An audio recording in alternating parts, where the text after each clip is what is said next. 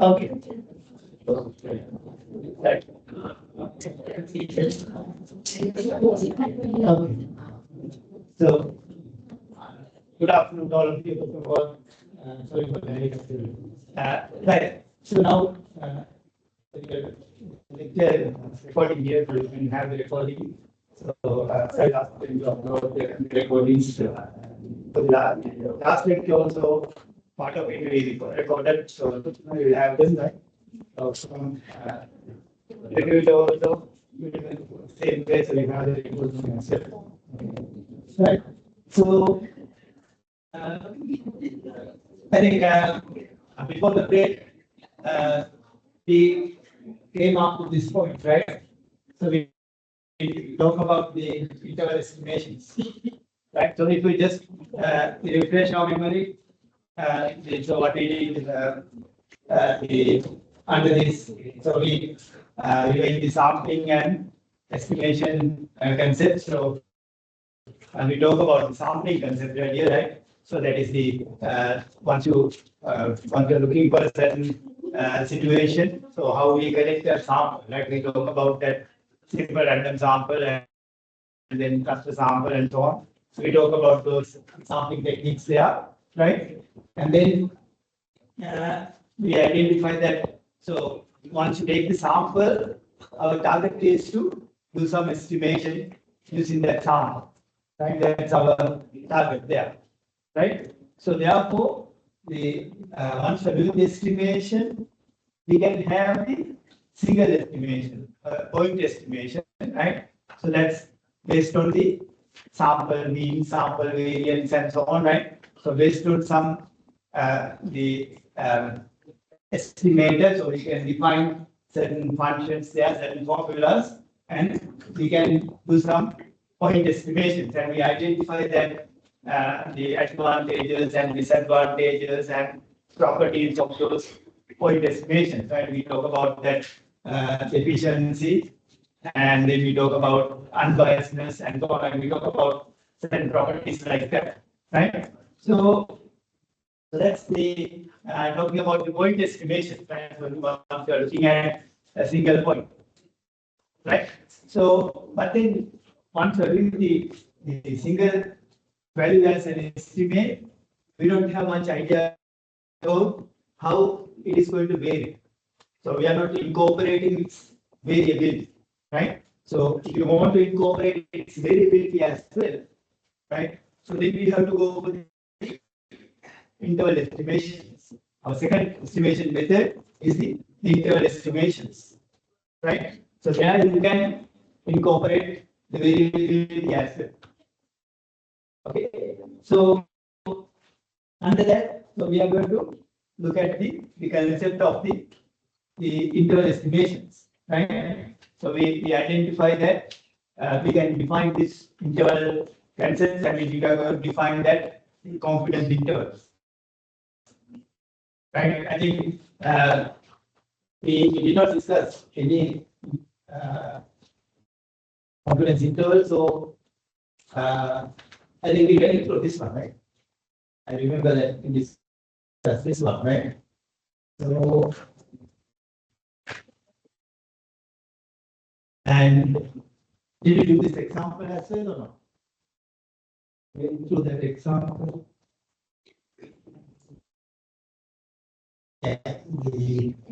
So I just refresh your memory on that example as well again. I will go through that one again, right? So now, first of all, now in terms of the interval estimation, now we can define the confidence interval in many different ways.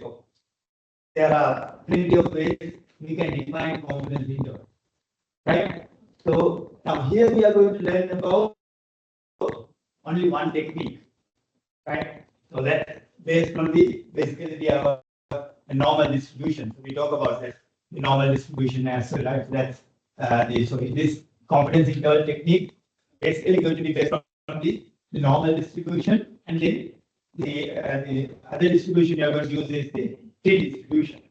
Right? We are going to use those two distributions, and we are going to obtain the confidence interval based on that. But you will see that when you look at the concept of confidence interval, there are many ways you can do it. Right? Different people develop different techniques. Right? So once you take a particular parameter, right, we can define many methods to derive that confidence interval. And they have advantages and disadvantages depending on the information. So it's basically like it's going to depend on how large you have a sample. If you have a large sample, of course, many of those methods are approximate. Right? You can see. But if you have a small sample, then we are talking about the what technique we are using, of course. Right? So that's it depends, right? So that some techniques will give you a much larger intervals, and some techniques will give you a much smaller intervals. So that's the what we are looking at is always if you can have a much smaller interval with large coverage, right? So that's confidence level, right? When you have a large confidence level and the smaller, then it's a good interval, right? So it's a good estimate, right? So whenever you are providing that as an estimate, right? Then it's a good estimate for the situation, right? So therefore, the different methods people have developed depending on situations, right? So we are going to look at only the one of them, right? So that's based on the basically normal distribution and distribution, right? So now in that, of course, now in terms of the parameters,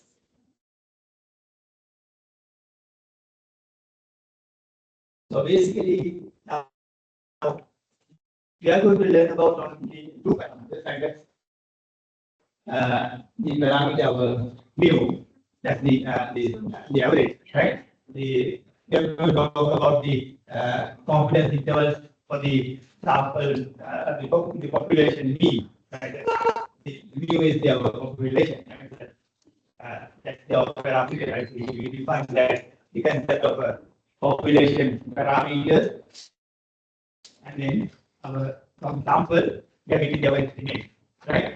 So in terms of the parameters, you are going to look at mu and the population mean or population average, right? And then the population proportion. We are going to look at those two parameters, right? And there are like many parameters you can define for population as well, right? Depending on the situation, like that. So we have the variance, and then we have the standard deviation, and so on, right? We have like several other parameters we can define. And once we define a certain parameter, then we can define a confidence interval that has, right? So we will have develop different techniques to obtain it, right? So we are going to look at the two situations that the two parameters mean and then the proportion. Right? So we look at those two bases, and so basically like if you have time, of course you can go through many of the answers, right? Due to the time constraint, we will focus only on two of it. Okay, so that is the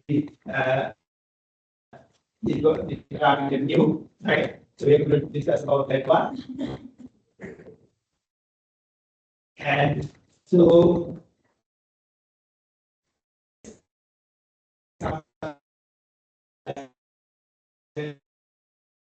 right, so I will open it. So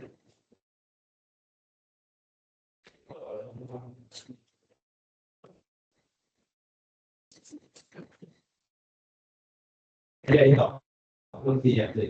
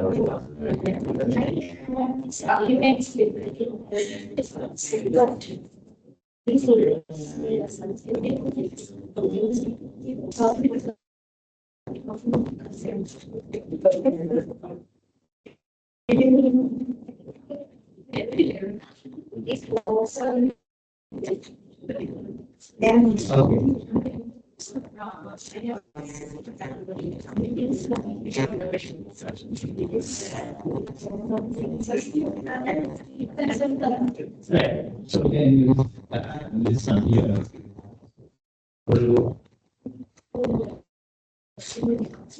How you can see, right? So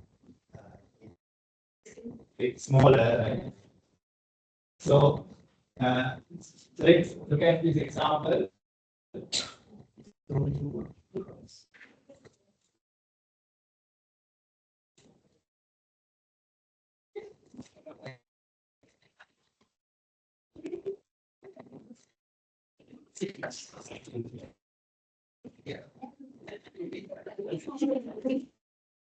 Okay, so let's look at this example here. So we can see this example here, right? So we are going to look at some practical situations and see that how we can apply this interval discrimination concept, right? So let's look at this situation here.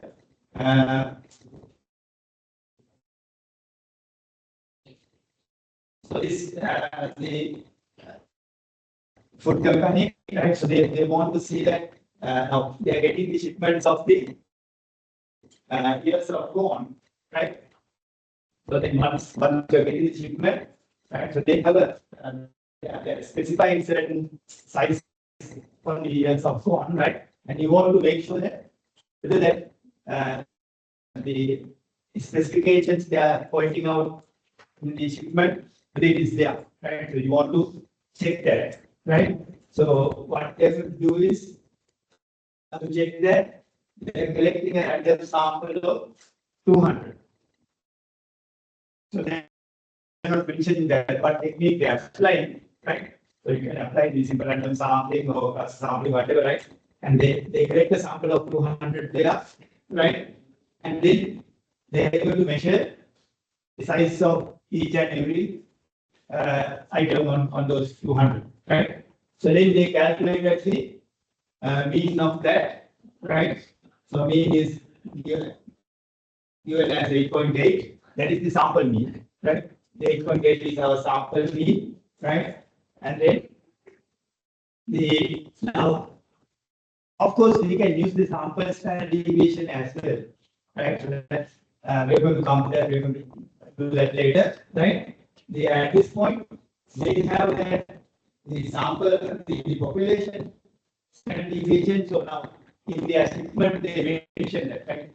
So they are going to mention that they are coming from a population with a certain value and the standard deviation of certain value, right? So that's given in the shipment. So that number is given there as the 1.5. That is the standard deviation specified in the shipment, right? So we are going to use that number, right? And we are going to have our sample average as the 8.8, right? So we by using those two numbers, we like to create a confidence interval, right? So now usually when we are creating the confidence intervals, our default value is 95%. Right? Whenever we are creating a confidence interval, right? So people like to look at that the number as the 95%, right? I think we talk about the type 1 error and type 2 error, not yet, right? So we come to the testing and we'll talk about that, right? So at this point, we talk about that, right? So I will talk about the concept of the type 1 error, type 2 error, and so on. And we have a certain calculation like that. And so that's another reason we usually go for this 95% value. It's kind of like a middle value, right? So not a high extreme value, right? So if you go for something like 99% or 99.9%, so you can go for like certain percentages like that as well, right? So if you go for the certain numbers like that, then you have a somewhat extreme value. So therefore, people don't like to go for those numbers and do like the 99% or something about that, something like that, right? 98 to 99, something like that, right?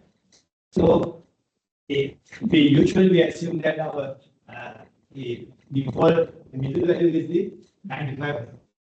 And on the other hand, if you go for the 90% or something like 80%, something like that, then that's also the extreme value. And that's also very low. And that's kind of like a very low confidence we have. Right? So once you go for something like 90 or 80%, right? So therefore, we like to go for something in the middle, right? And as the 95%. Usually, even in the like even when you have a question or when you have a situation, right? If it is not mentioned, we can take 95% as our default value. Right? People usually take that number as the default value. Okay, so that is the general number. For the specified situation, sometimes we mention that like 90% or over 99%, that's all. Right? It depends on the situation, right? Sometimes we can define the higher percentages or low percentages as well, right? But the cutoff value is the 95%, right? But for your examination has gone right, I might do different values there, right? So that's just to for the examination, right? But in default, right? Whenever you are looking at the practical situations, people use the 95% as the default value, right? And I will explain that based on the basket on to the testing concept. We have that type 1 and type 2 error concept as well, right? So that's another reason we like to go for the this 95% as well. I will explain that by that time. Okay. So that is our confidence we have, right? So now let's try to create our confidence interval with these numbers. Okay, so we take 1.5. So I think yeah, so that is so we have it in here. So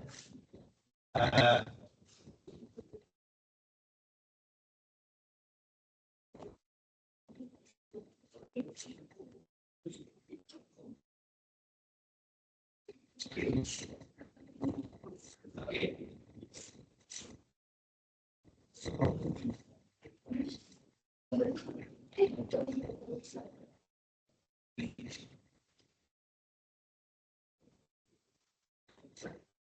Right.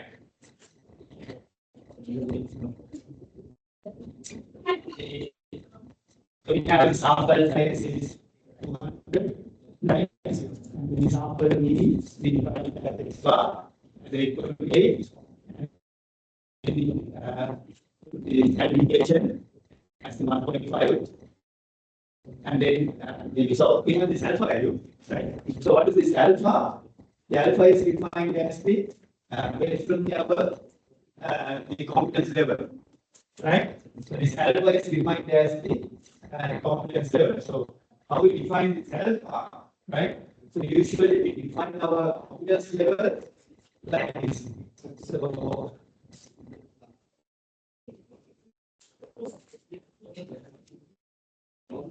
So once it comes to the confidence level, we write it like this.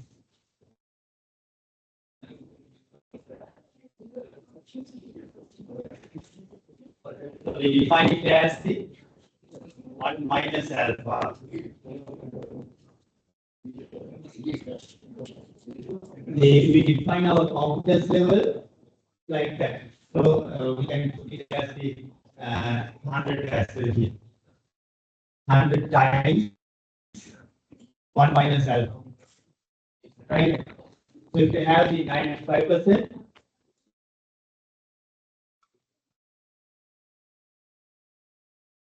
right? So if you're going for the 95%, what is going to be the alpha? So we can calculate the alpha, right? So you can have the 100 and 1 minus alpha equal to the 95, right? So you can write it like that, and we can simplify that equation and get the alpha, right? So how do you get the alpha, right? So that is, if we divide by 100, this is 0.95, right? So we have 1 minus alpha equals 0.95. So let's give you the alpha as the 0.05, right? Okay, so that's how you get the alpha as the 0.05. Okay, so that's the, I'm going to put that alpha values here as the 0.05, right? And then we can calculate the other standard error, and then log out and the upper log, right? So how do we calculate this standard error? So we will calculate this standard error value here, right? So now once we calculating that one, the shell error is this one. So we will not, right? So it is that one.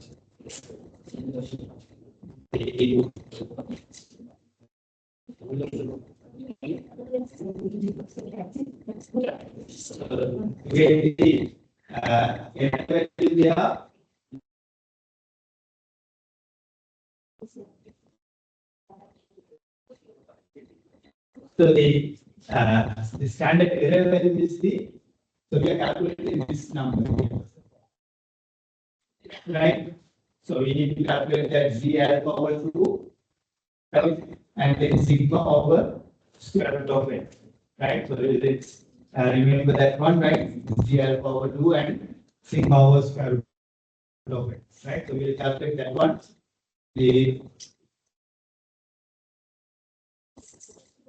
So now we can calculate that one in here. So now, of course, now what we have done here is that, so without now by using the formula, of course, we can use that formula and obtain that as well. But we have a inbuilt function for that, right? So for the in Excel, right? So they already developed that inbuilt function. So we just have to give the values here, right? So we can use this confidence dot norm, right? So we can use that formula, confidence dot norm, right? So let me make it bigger, right? So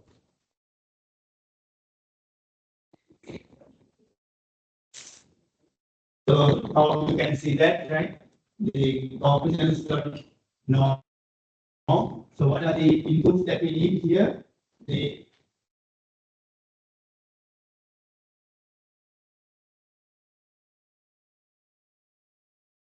So we need this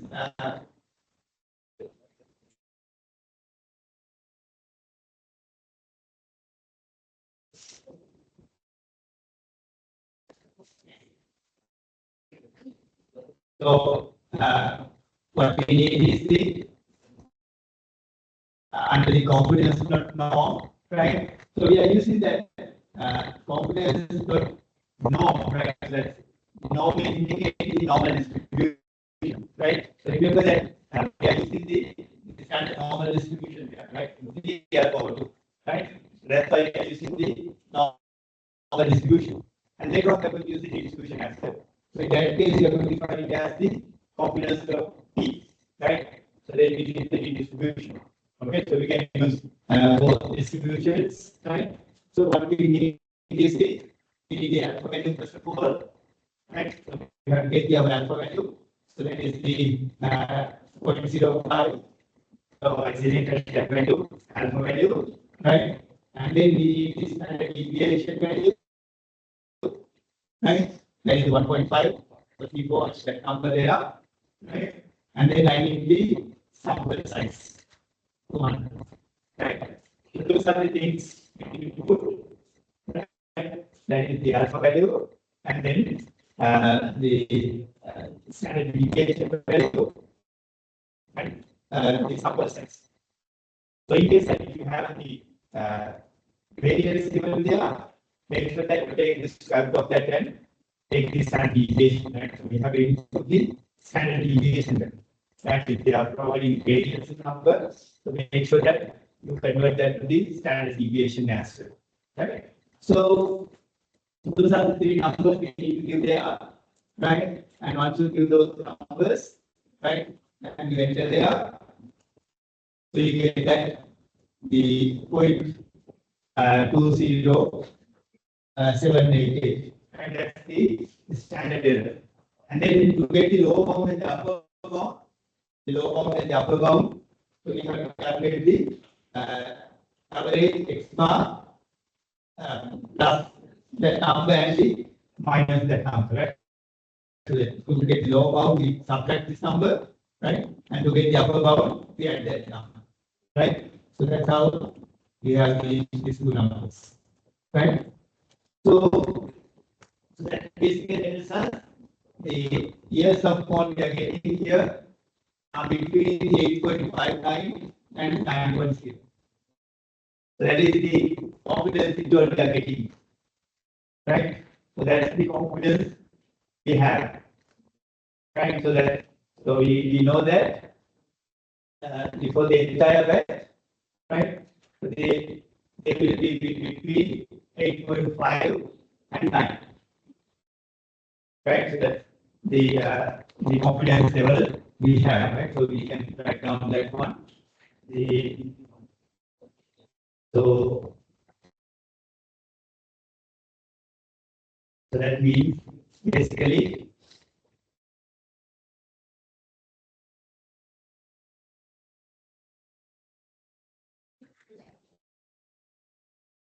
so we can identify that the years of one are between these two numbers, 8.5 and 9.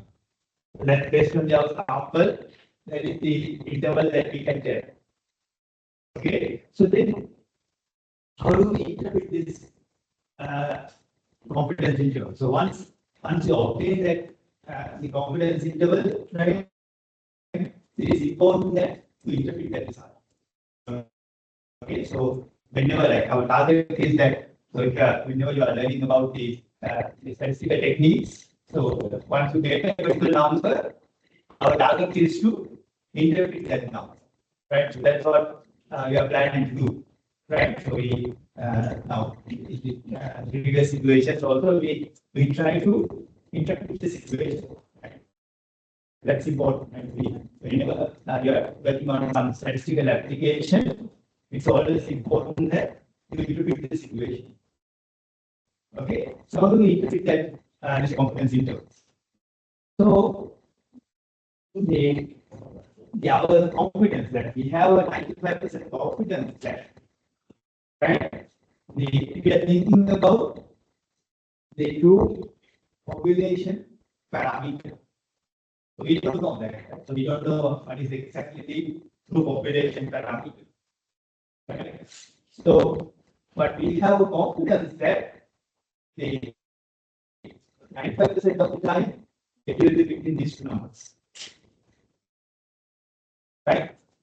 So once you get another confidence interval, you can choose another different number, right? So like that, you can get different numbers, right? But you know that if you do it 100 times, 95% of the time, right, out of those 100, 95 of them will contain that number, only 5 of them will not contain. So that is the confidence we have. If we have a higher confidence, of course, that's better, right? We go for 99 or 99.9 or something like that. If you go for a higher number, it's better. Right? But then what happens is the interval is getting much wider. Right?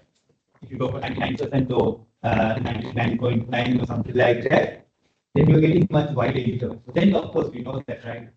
So then that parameter value will be there. Right? But we know the use of that. Right? But once you have a much smaller interval like that, it's better. Right? Then you know that 95% of the time, the true parameter value will be inside this number. Right? So please remember that always that the true parameter value will be mu.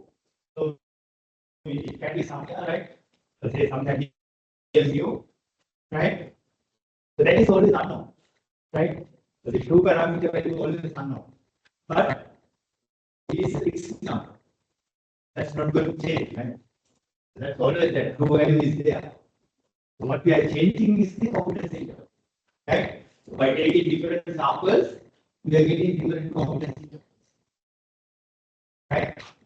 So that's why we say that if you do it 100 times, right? So you get one interval here and one here and so on, right? You get different intervals like that, right? 95 of them will include this number. Only 5 of them might be outside, right? So there will be some outside as well. That's the confidence we have. And that's the, if you guarantee that if you have the random sample, so that our confidence is much higher. Right? If you have a non-random sample, then that our confidence might not be there, right? So that's why we need a random sample. Okay, so that's the sample you get in is also important. Right? So that's you always get a better sample, right? Then you can guarantee that the parameter will be inside our interval. Right? So that's so yeah, basically it's correctly the variability as well. That's standard deviation of 1.5. We are including that. Okay, so that's the guaranteedness you can there. So and once you always the constructing a confidence interval, make sure that you write down that the explanation as well. How do we write down the explanation here? We can say that we have 95% confidence of the true parameter value will be inside this interval. Right? So that is the explanation we can do. Okay, so make sure that the you can write it in terms of in terms of the wording now example as well as we can say the true mean of the years of corn, right, will be inside these two numbers, and we have 95% confidence for that. Right? So make sure that we write down that explanation as well. Right? So that is the example. So, and let's see that.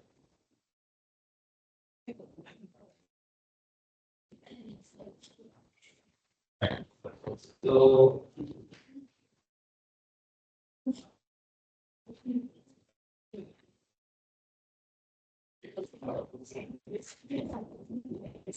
okay, so you can see that calculation here as well. Right? How we use the explanation. So we have 95% confidence that the true parameter will be inside the interval. Right? Within these two numbers. Right? So we have to make sure that we are making sure that the true parameter will be inside that they do not. Right? You can write it in terms of the value in the equation as well. Right? You can say that in terms of years of corn, right? Mean of the years of corn will be inside these two numbers. Right? You can write down numbers as well. Right? So that is the explanation you can give whenever you construct a confidence interval. Okay. So that is the calculation you can see that the so by using that explanation.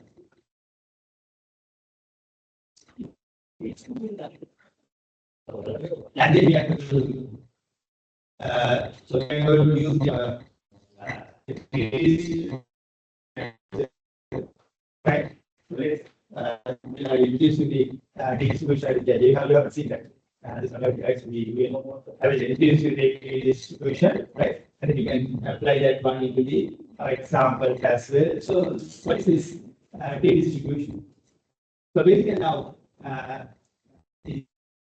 once people introduce the normal distribution, right? So in the earlier stage, they use that normal distribution for all the cases, right? But then later on, they identified that the once you are having a smaller samples, basically that redistribution is not performing. The normal distribution is not performing, right?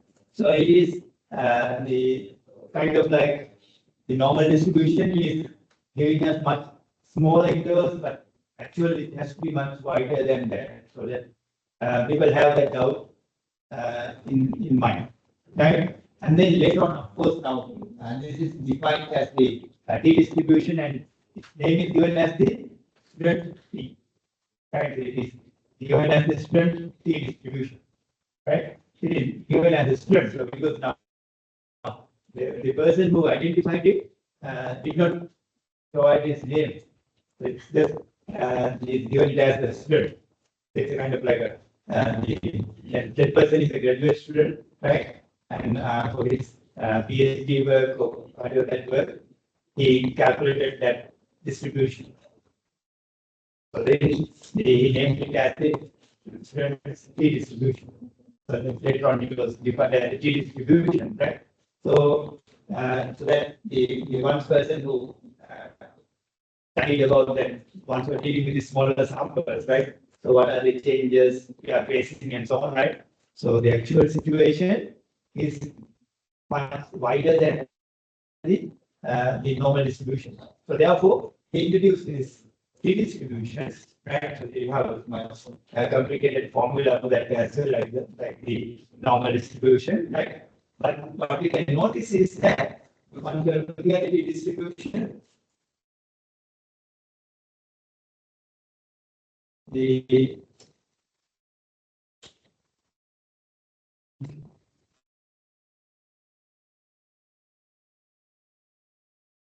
so once you are looking at the distribution, we can see that so the normal distribution is like this. So let's take that normal distribution. The distribution will be something like this.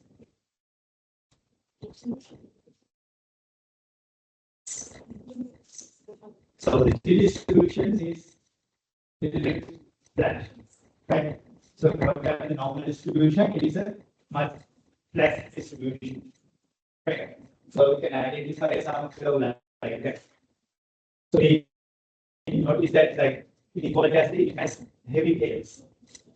So the tails are much larger than the normal distribution. So we call that as the heavy tails, right? These tails are much larger, right? The normal distribution, right? So that's what they in the research they identified, right? That the normal distribution, the tails are much smaller, right? That therefore, it is not providing the actual use for the competence interval.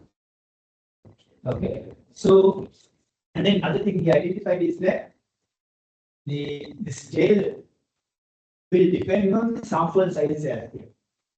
So he introduced this distribution that's depending on the sample size, right? So that distribution is going to depend on the sample size, and that dependency we define it as the the degrees of freedom. And that the name is given there, right? So that it is depending on the sample size. And they have like the degrees of freedom, right? That has another meaning as well, right? So that in terms of the once we're looking at the distribution calculation, right? So if defining that one type of freedom that these parameters have and so on, right? So it's defining the degrees of freedom there, right?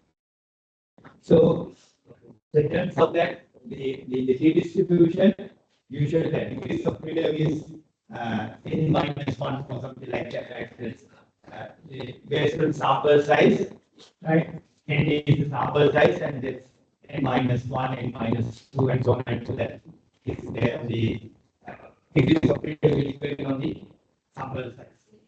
Okay, so what happens is now when you have a much smaller sample, this is not right. Right? But as sample size is getting larger and larger, this gap is getting smaller. Then what they identified is that once we are getting a larger sample, the distribution and normal distribution coincide each other. They match. Right? So then eventually it falls down to this one as right? As you're getting larger sample. Right? So that's why like people like to have large sample. Right? When you have large sample, it's always follow the normal distribution. Right? So you can easily use the normal distribution there. But when you have the smaller samples, you have the right? So that's why we go for the distribution as well. Okay. So that's the idea of that the why people introduce this redistribution, right? And we will use that, right? So we'll identify how we can use that.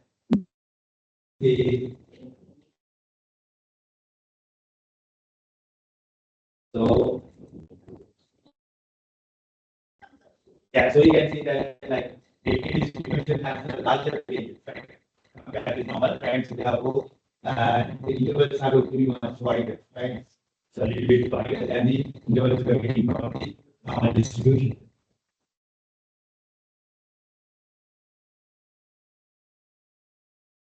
And you can see how it converts, right?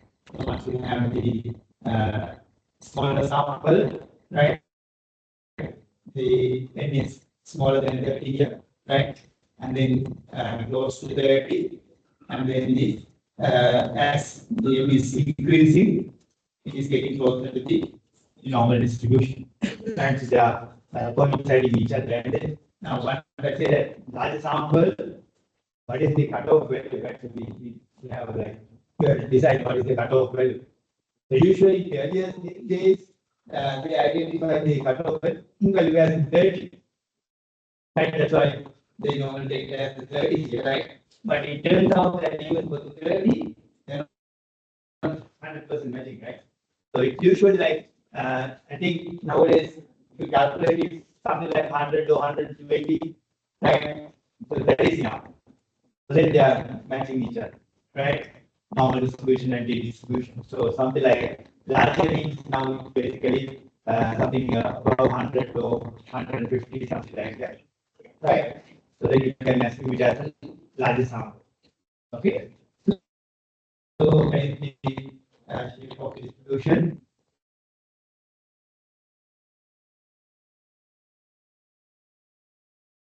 So then of course once you're calculating confidence interval for the mean, now previously we had that sigma, right? The population standard deviation, right? But if you don't know the population standard deviation, usually in practice the population figures are unknown, right? So, you know, because example, just take that population number as the 1.5 there, right? But in practice, and whenever you are doing some research or if you are dealing with your data from your company and so on, right? In those cases, you don't have much idea about what are the population figures, right?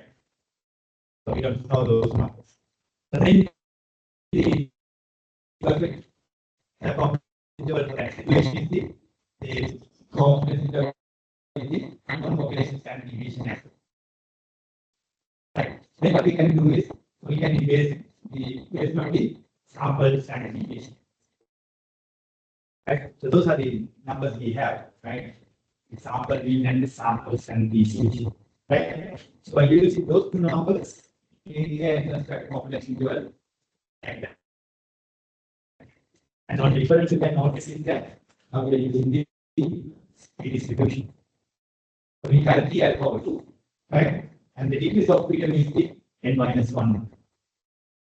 So we different situations will have different degrees of freedom there. And for this confidence interval, so our degrees of freedom is the n minus 1.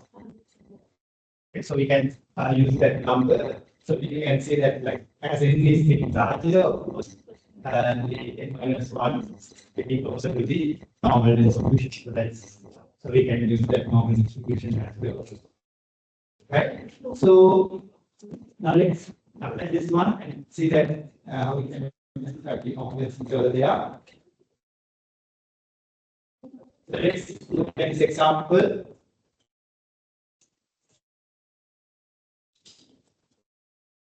So now we are looking at a sample of 16. So that's a small number, right? So we can consider it as a small number, right? So the sample of 16 10-year-old girls, right, had a mean of 71.5 pounds. So that they are taking a sample of 16 girls, right, and they are all of them are 10 years old, right, and then they are averaging the average weight and the 71.5, right, and then this is standard deviation is 12 pounds.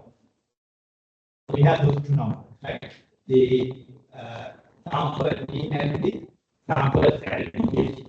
And we have those two numbers there, right? And then our target is to find the so now, yeah, in this case, I calculated 90%, right? We can calculate any percentage there, but usually our cutoff the default value is 95%, right? Here for the practice, we will calculate for the 90% chance. And then the numbers we have. So now, once we go to 90%, once we go to 12, let's calculate the alpha, right? So the probability with 90%, then you have the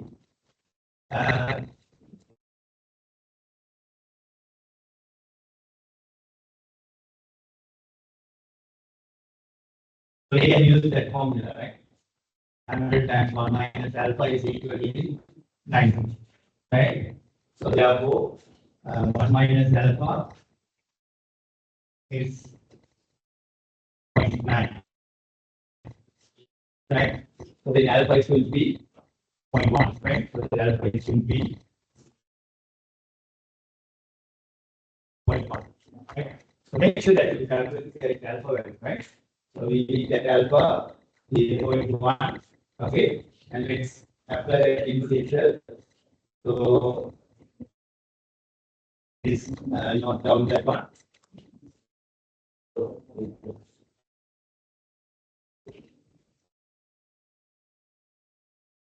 Right. Right. So I think that calculation is here, right? So we can see that n is 16 and its bar is 7.5 and the samples and the H is 12 and alpha is 0.1. Right? So we are calculating, we have those numbers and we want to calculate this one here.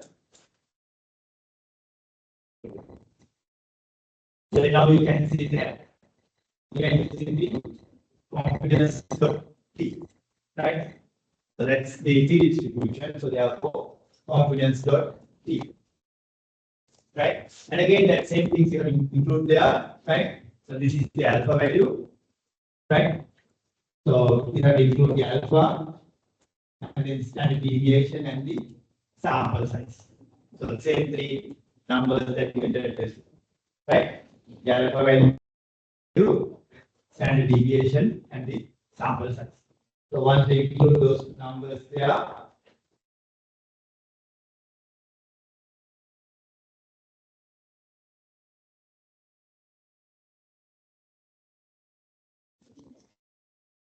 right. So then you get this 5.25 as the standard error, then you can add and subtract that from the 71.5, right? So then you have the lower bound and the upper bound. Okay, so again.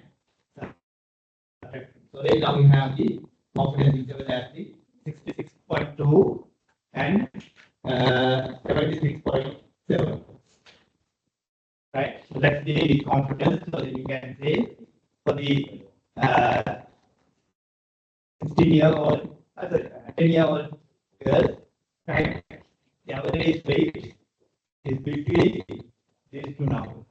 So you have a 95% confidence that the average weight is going to be between these two numbers, right? So that is the confidence you can have.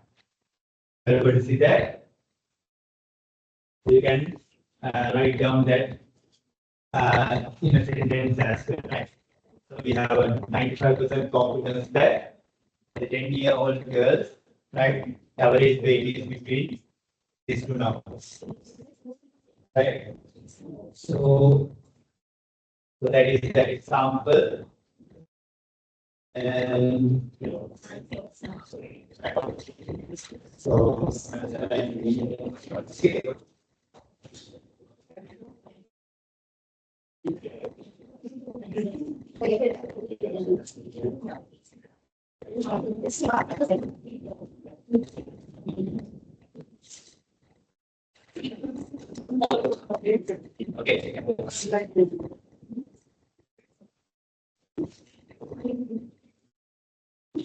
So you can see the calculation here, right? So that's the Excel calculation. And then you can go for the confidence intervals for the proportions, right? So now, of course, now whenever we are dealing with the many practical applications, right? So then we are dealing with the continuous variable. Then we have the of the mean, right? But then some situations we might have to deal with the discrete variables. So in that case, you have to look at the proportion, right? So that's why we like to have the confidence intervals for the proportions, right? So once you have a proportion, right? So we are going to base the proportion. We are going to base it on the binomial distribution. So this confidence interval basically calculated based on the binomial distribution. Okay, so this is the variance or the standard deviation you get from the binomial distribution, right? And then here you can see that we are going to base it on the normal distribution. And like the main reason there is that once you calculate the proportions, usually we have large samples. So we are not going to take the proportion from a very small sample. Therefore, we like to base it on the normal distribution. Okay, that's one reason that we are going to base it on the normal distribution. Actually, we are not going to worry too much about the distribution here. Okay, so we have that one. Please give me a second.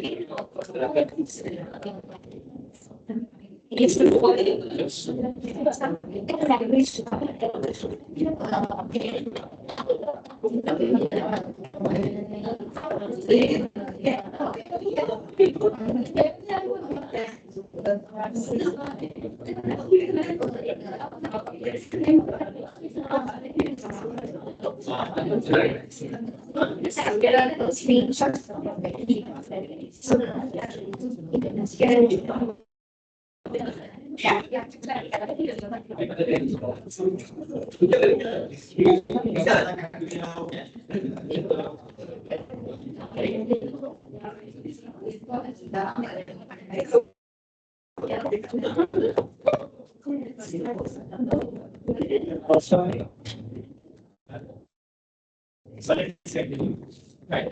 So let's look at an example for this one.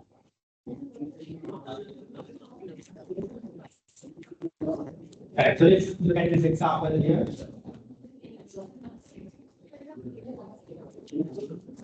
So you can see that the sample size is now 600. That we have usually, when we're looking at the proportions, we have larger sample sizes.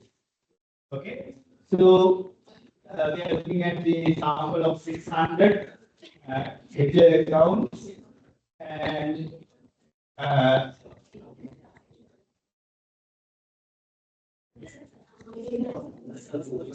so they are checking the accuracy of this ledger account, right? So what they are checking is that they look at 600 of them, right? And they check whether it is correct or not. So they have only two options, right? So it is correct or wrong, right? So that we are looking at the two options there, right?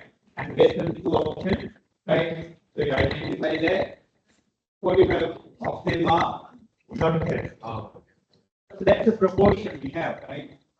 That's kind of like the binomial distribution, right? So we have 600 of them, right? And then out of those 600, 45 of them are having mistakes, right? So that's we can identify that as a binomial situation, right? So now our target is to find out that the will looking at this proportion, right? So 45 plus 600, right? So that is the proportion we are looking at, right? So that is 0.075. And once you're looking at that proportion, right? Now, in terms of that, now in that situation is that now whenever you take a ledger account, right? What is the proportion that there can be a mistake? Right? So that is the population, right? That is the population proportion. What is the proportion that we can have a mistake?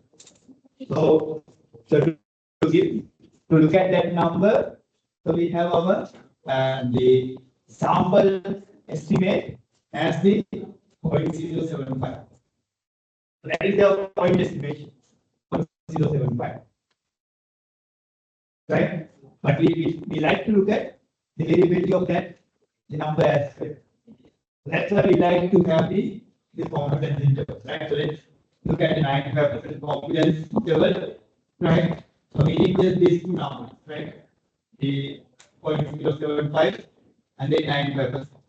And sample size is 600, right? So we have those three numbers there, and then apply it, right? And do the calculation, right? So let's go to the Excel. So in Excel, you can see that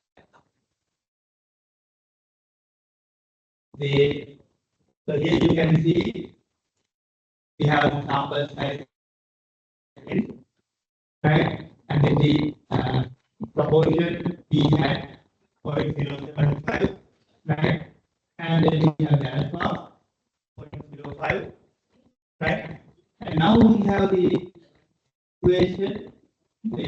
Now in the previous one, we had that confidence dot A norm of confidence dot T, right? But here we don't have any formula like that. So we have to do that calculation manually. Okay, that is the only difference we have here, right? So what it is that, so if I write down that formula here,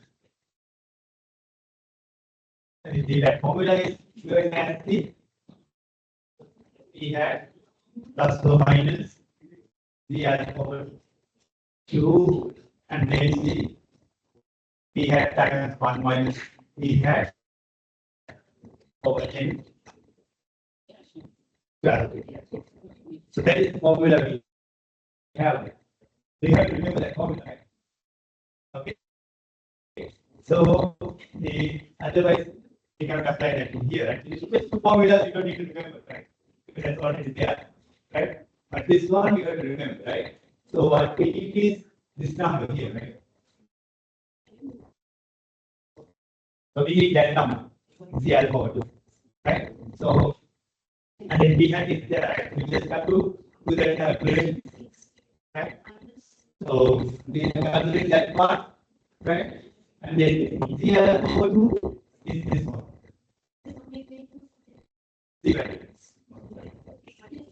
Right? So how do we get that number? Right? So let's look at that, how we get that number. Right? So let's see that.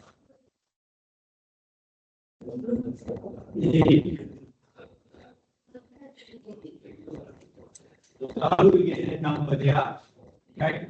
So we are using that the norm dot exponent. So what is this real over 2 meaning? So that's basically indicating that.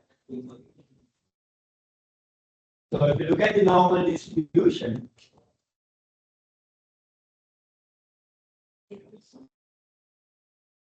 once we're looking at the normal distribution, right? So we want to have the percentile, right? So the alpha 2 is somewhere here. And then the same number will appear here as well as minus the alpha 2.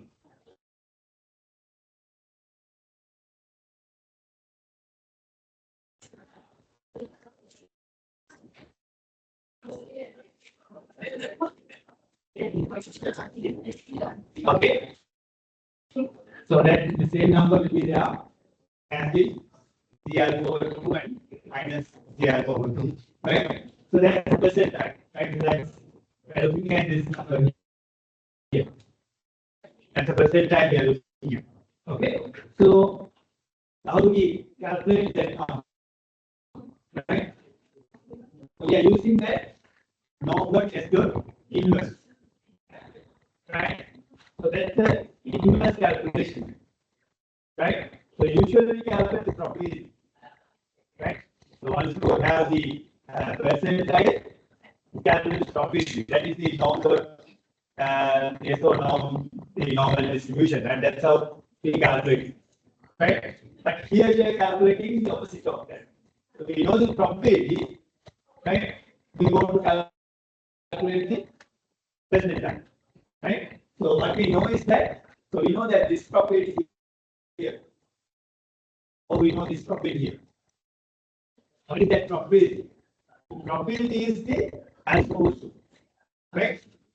So that is the alpha over 2. Right? So that we can separating it into two sides. Right? So that is alpha over 2. Right? So this area is alpha over 2 and this area is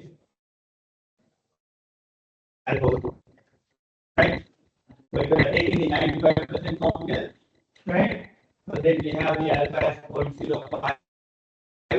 So then this area is 0.025 and this area is 0.025. Right? That is the alpha over 2. Okay. So then how do we calculate that one here? Right. So now we can put that the alpha here, right? So that the alpha 0.05 and divide by 2, right? So once you put that number there, that means we are calculating here, right? So then we are getting the negative of the effect, right? That's the negative number, right? So we are putting that alpha, right? And otherwise we have to put it as the 1 minus alpha. So we can put that this entire region, right? That is 0.975, right? If you put 0.975, you get this number here. Everybody see that? So you can put it in either way, right? So you can put that alpha or you can put the 1 minus alpha, right? So you can put either way, right? You can put that number, right? And then you can see once you put that alpha there, right? So you are getting the negative number, and that's why I am taking the absolute value, right? So you can take the absolute value, so then you are getting the positive number. What we need is a positive number here, right? So the value has to be some positive number, right? So that's why I am taking the absolute value, right? So the alpha is like alpha over 2, so I am getting this negative number. Everybody see that? Okay, so that's what I have here as the value 1.9590 or 1.96. Right? That's the value here. Then we can calculate our standard error. Right? Let's calculate the standard error.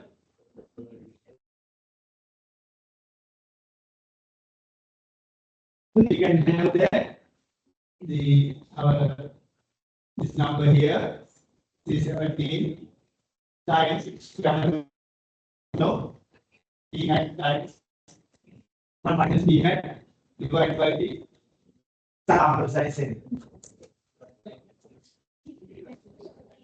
Right? So that is the standard calculation, right? So c alpha over 2 times square root of p hat times 1 minus p hat divided by it. Okay. So you can write that one, right?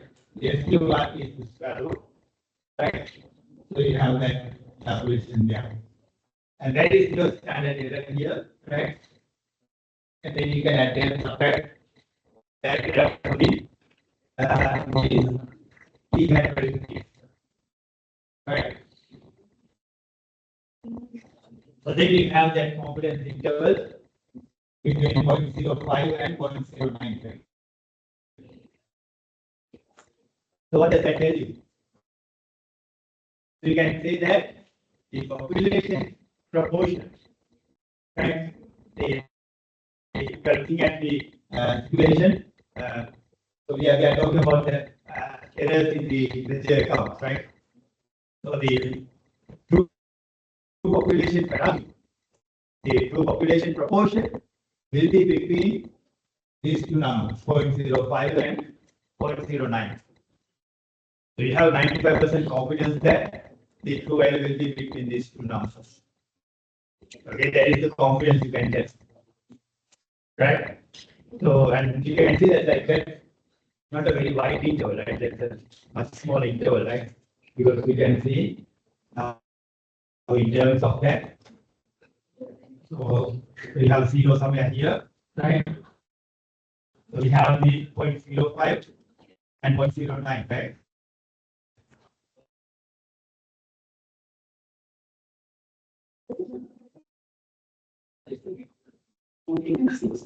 So that's much smaller interval, right?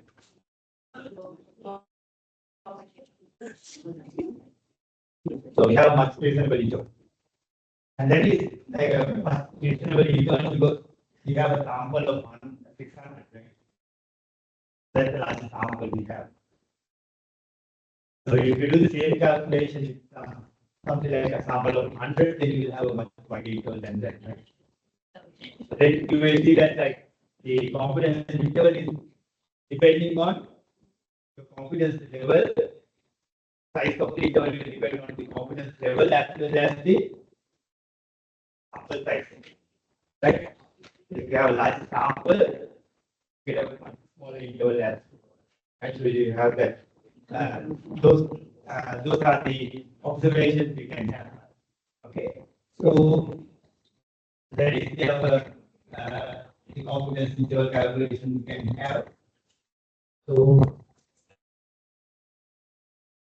right. So then,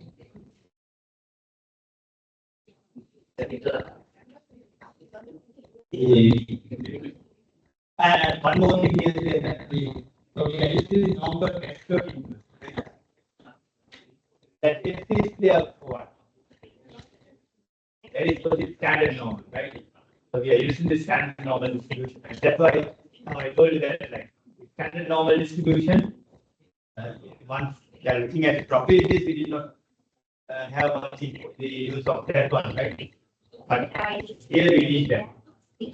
Okay. So, right. So let's see that.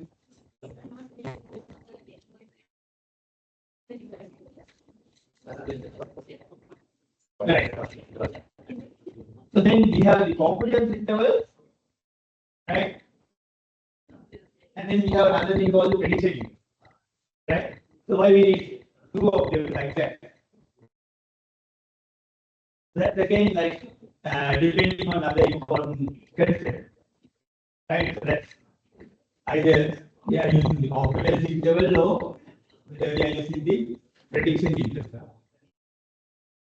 Okay. So let's discuss about that this concept, right? Why we need that confidence interval and why we need this prediction interval. So it depends on like different applications we have, right? So, and now first of all, what is going to be the difference between the confidence interval and the prediction interval? So why we have two of them, right? So we need that. So both are basically like confidence intervals, right? Both of them are confidence intervals, right? But then like to separate them, we have a different name as the prediction interval. And what is going to be the difference, right? So usually when you are creating the confidence intervals, what we have is that the our target is to talk about the population average, right? So whenever you are talking about the confidence intervals, our target is to talk about the population average. So then in terms of that, the once you are applying that confidence interval into the applications, what we are saying is that so if you are collecting another sample, right? That sample average will be inside that interval, right? We are always talking about an average, right? So we are saying that like now for an example, now we take an example of the years of corn, right? So the size of the corn, right? So we are saying that we are taking another sample, the sample average will be between those two numbers. Right? So that is our confidence that we have. Right? So that whenever you take another sample, the sample average will be between the two numbers. We had a 9.5, 8.5 and 9 or something like that, right? So we can see that whenever you take a sample, it will be between those two numbers, right? But then, if you randomly take one out of them, right? If you randomly take one, they can calculate whether that number will be between 8.5 and 9. We don't have any guarantees for that. When you see the situation, the one to say the confidence interval, and always talking about the average. That's not a single observation.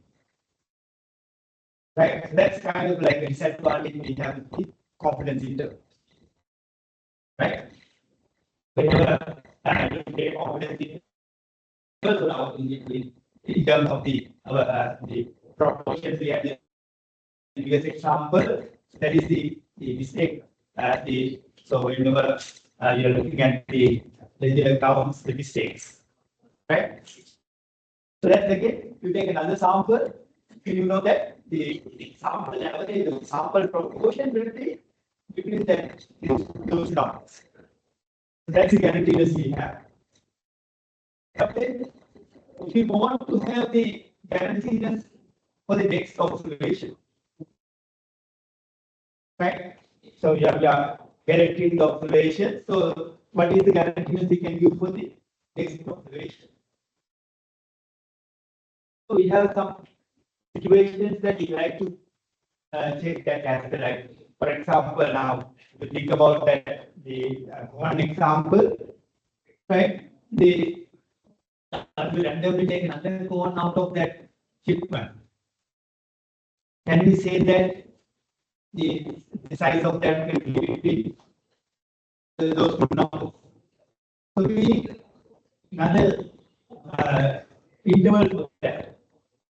Right? The 8.5 and 9 is not going to be suitable for that. Take a single gone out of that the shipment and check that size of that. So in that situation, people have created this prediction engine. That is for the single observation. This is a difference, right? So that practically you need both of them, right? So that the confidence interval is important because whenever you are talking about sample, right? If you take another sample, then you can use that confidence interval, right?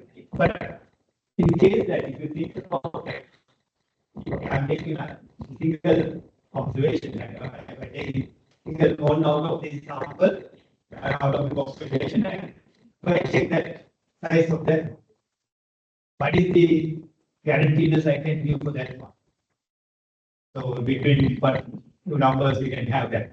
So that we can measure by the prediction interval, right? So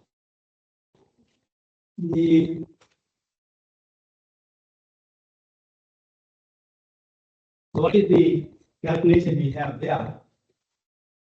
So if you look at the previous example, right? So where you have that our regular confidence interval.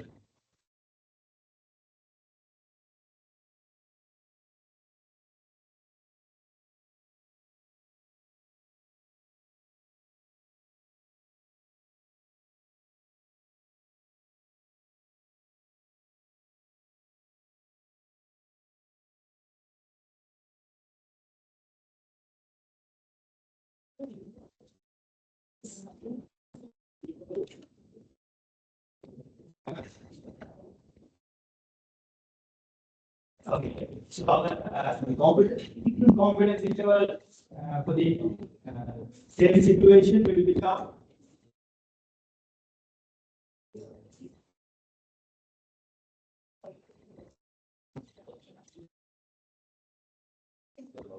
so we have that the same thing, right? And then we have the S over curve of it, right? So that is our confidence interval, right? So this is the confidence interval. And this is the prediction interval. Right? So what is the difference you can notice there?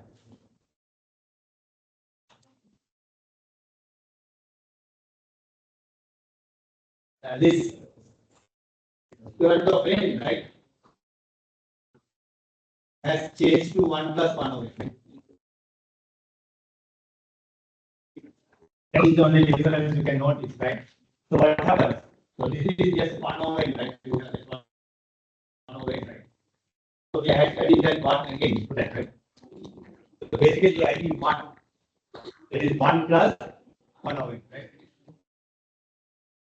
And what will happen with that? We add that 1. The size of this one is much larger, right? Because you're adding 1 there. So it's going to be much wider than the other confidence interval. So usually you can see that we have a confidence interval. We have a confidence interval like that.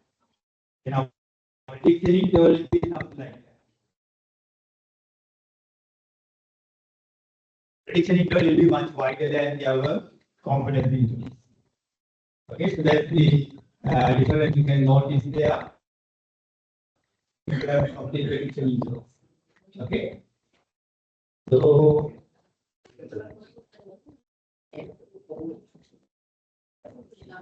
okay, so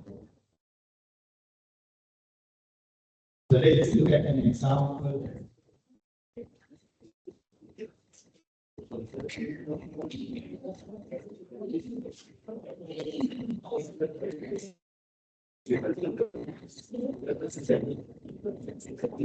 So they are measuring the diameter of a ball bearing. Right? So they have a sample of 27. Right? You have a sample of 27, and then sample E means 8.2. Right? With a standard deviation of 0.4%. That's the sample, the sample standard deviation. Okay. So you can calculate the 20%. Now you can calculate 95% confidence interval as well as the prediction interval, right? You calculate both of them and see how it will be calculated. So I think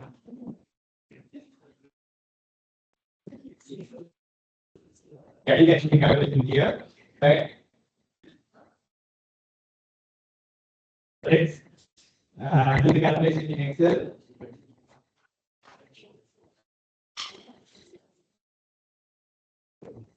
So let's this calculation is here.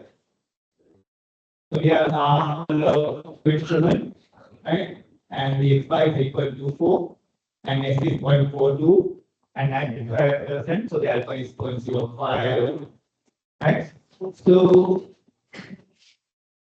then now, if you remember that formula, right?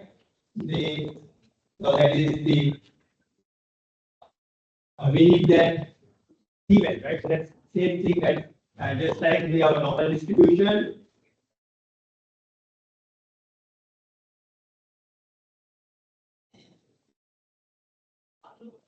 So we need our T distribution as well, right? So we need that present idea, right? So that is the alpha over 2.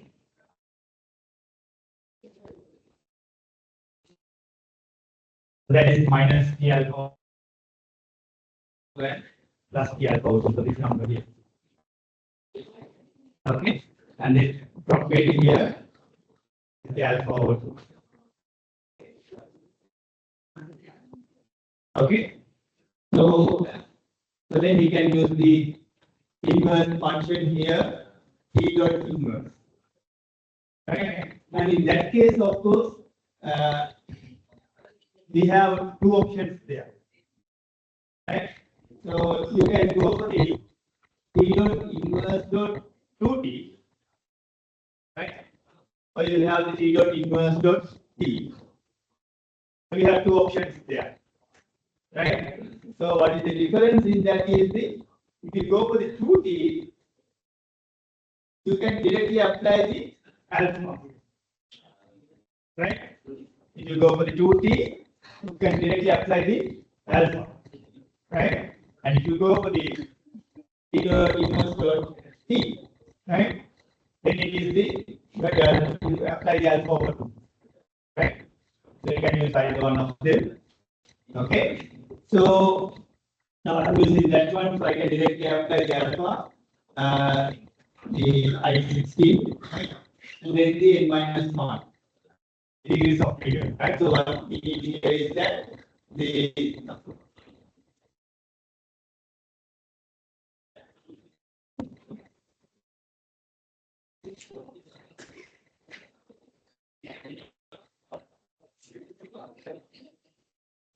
okay.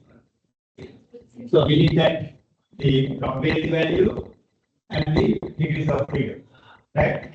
Degrees of freedom is n minus 1. So I apply those two numbers there, right? So we can directly apply that what they are, right? And then we have the calculation here.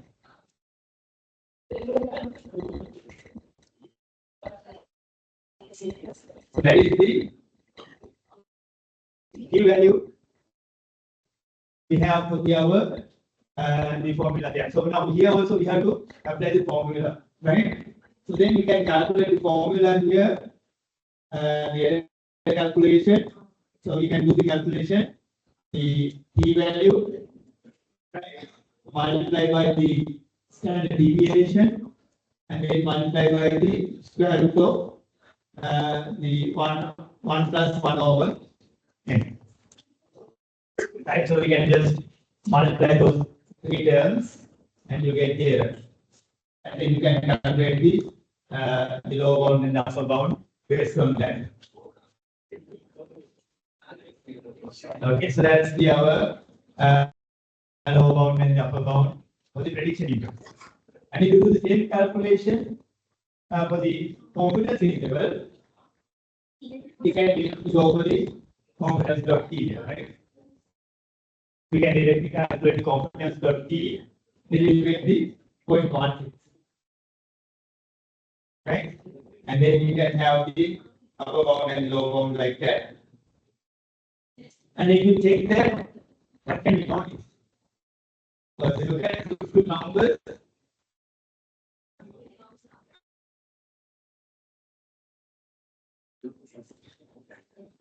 if you look at these numbers, what can be noticed? So this is between the market here 8.07 and then 8.40. Okay. So that is the our confidence interval.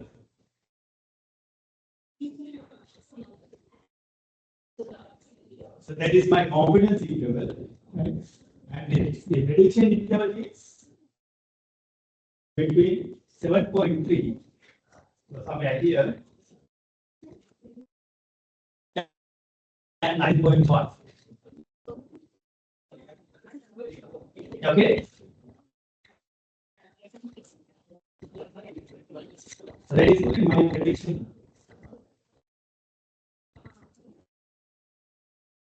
So then, what can we notice? So prediction interval is 1.5 here. And then that the analytics. So now we are talking about that the diameter of the ball bearing, right? So if you randomly take one again and measure the diameter, we can guarantee that it will be between these two numbers, the 7.3 and 9.1, right? So it's kind of like if you take randomly 100 of them, right? Then if you measure their diameter, then 95 of them between these two numbers, 7.3 and 9.1. Only 5 of them will be outside. Everybody see that? That's the guaranteed we can use for the prediction. Whenever we take a single observation, right? so that guaranteed we can give. That is important, right? Because in practical situations, sometimes we are not going to talk about average always, right? We need to talk about physical observation as well. So therefore, we need that. So now you will see that when you look at the different applications, sometimes we better talk about the single observation, or sometimes we better talk about the overall average, right? So it depends on situation, right? So that's the calculation we have, but the only disadvantage is that now for the confidence interval, we have a calculation like that, right? Here you have to do a bit more work, right? So you have to apply the formula. So that's the only difference you can notice. So, right. So now is 3 o'clock, right? So let's take a break, right? So take a 15-minute break. Please come back at 15 actually.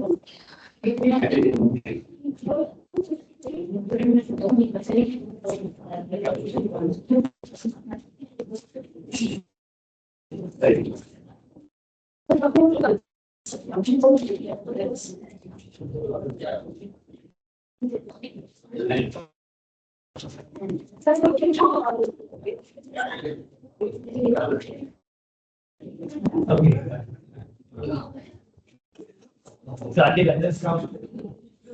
Let's start.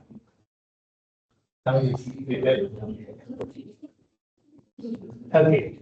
So, those are not market in that section.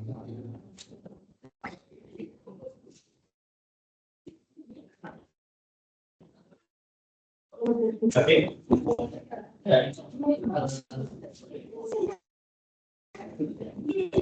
So we are in the so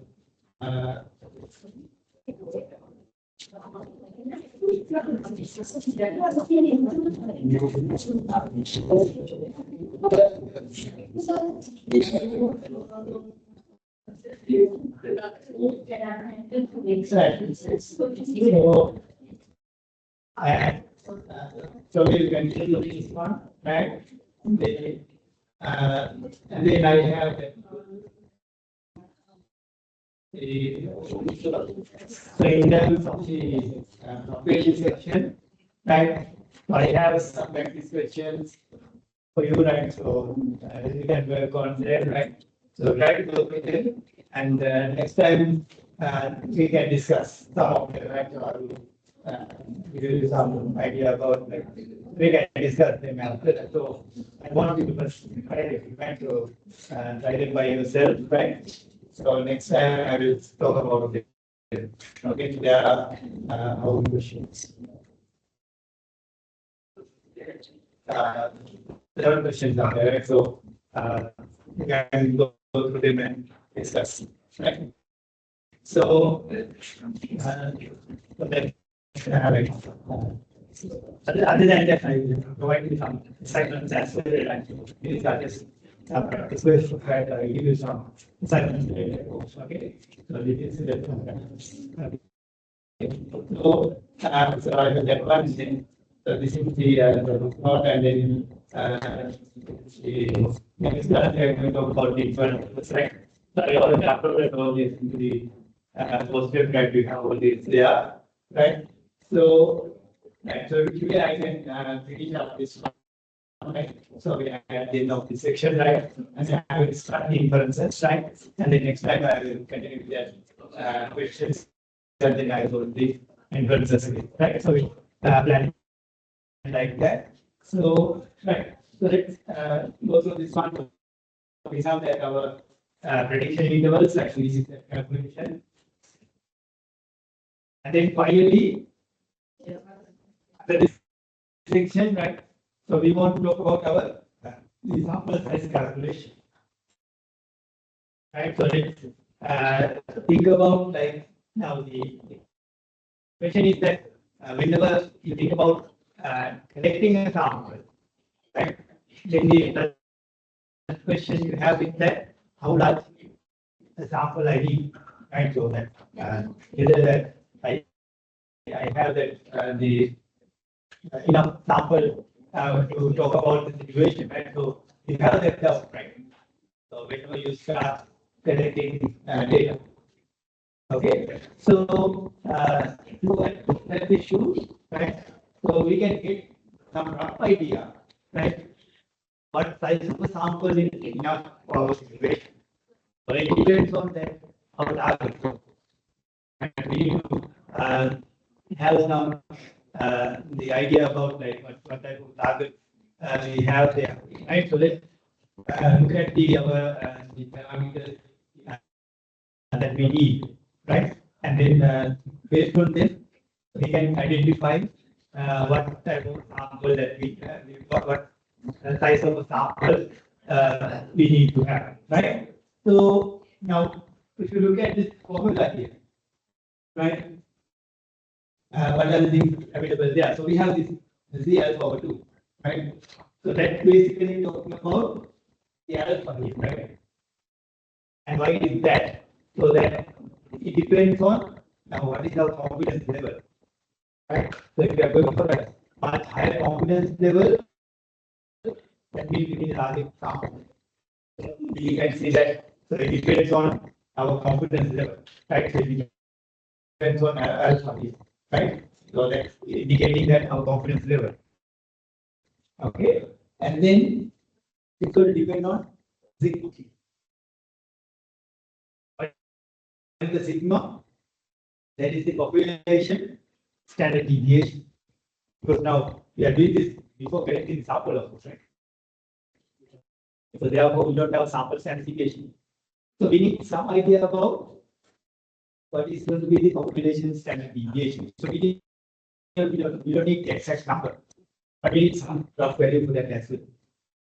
With that, some the past information and so on, right?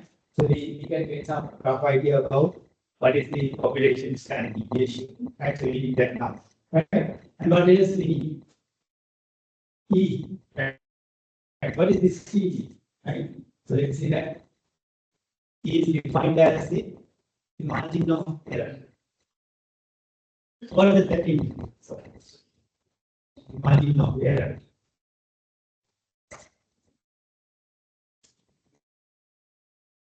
So now, in terms of like whenever you are constructing the confidence interval, right?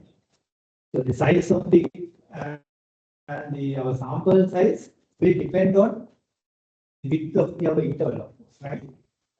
If you are looking for a much wider interval, then you don't need a much larger sample, right?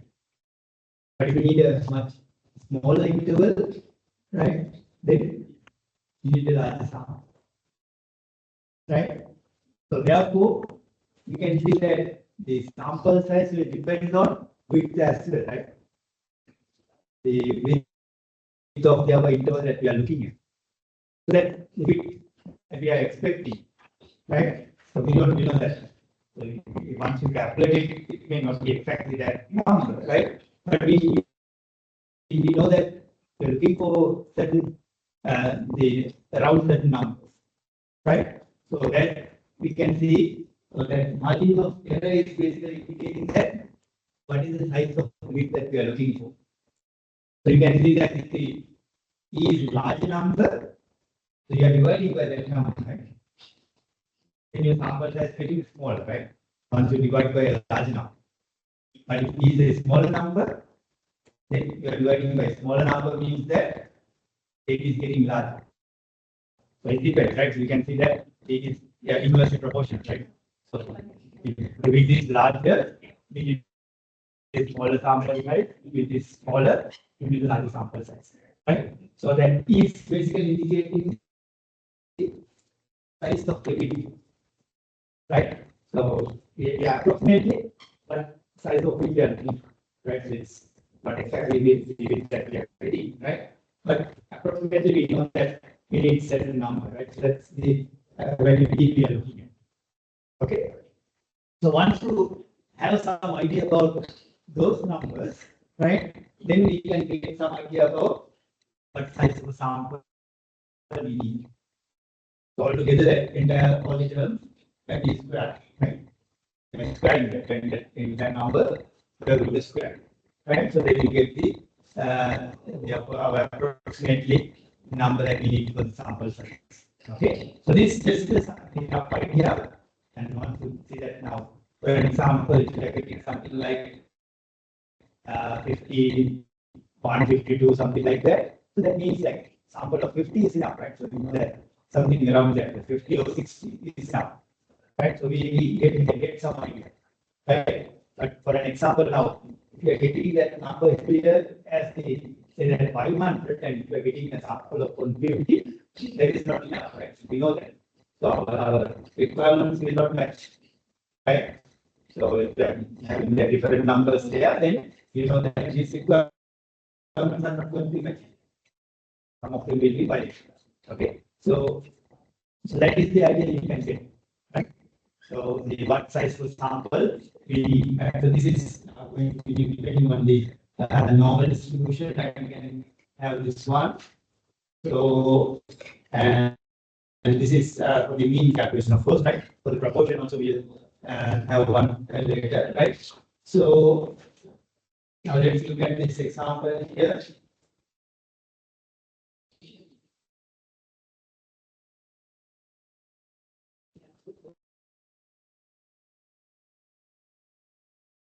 So, so what is the requirement there? So they are looking for the body mass index, right? For the entire population, for that particular city, right? So they are looking at a particular city or something like so. Then they want to calculate that one, right? And then so once you have that, then you know that what is the population, right? So you know that if you are taking a particular city or particular area, like for an example, I can say that the entire students in the university, right? I can take it as an example there. So the population as there, right? So all the students in the university, right? I can take that, right? So then once I think about the sample size, right? So I need some idea about what size of sample is enough for the situation, right? So let's look at some parameters we have there, right? So then to estimate the BMI with an error of at most 1.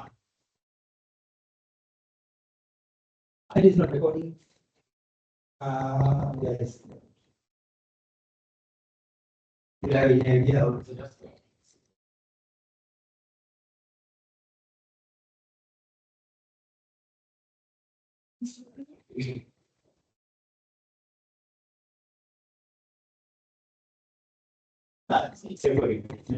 I'll stop sharing that. So, right. So now it's recording. Right. So, it's a recorded, but the screen was not sharing. That's it. Right. So, so then, the other requirements are Now I need the this body mass index with an error of at most 1. So that means that the saying that like so we are getting the average value as say 35. Then we need at most 1. So that means between 33 and 34 and 36 or something like that, right? So the gap is like for one direction it is 1, right? So that's at most the 1 means that so we are getting gap of 1, right? So for one direction, okay, so we can take as this 1 there, right? So here what is that? We are basically calculating it like this.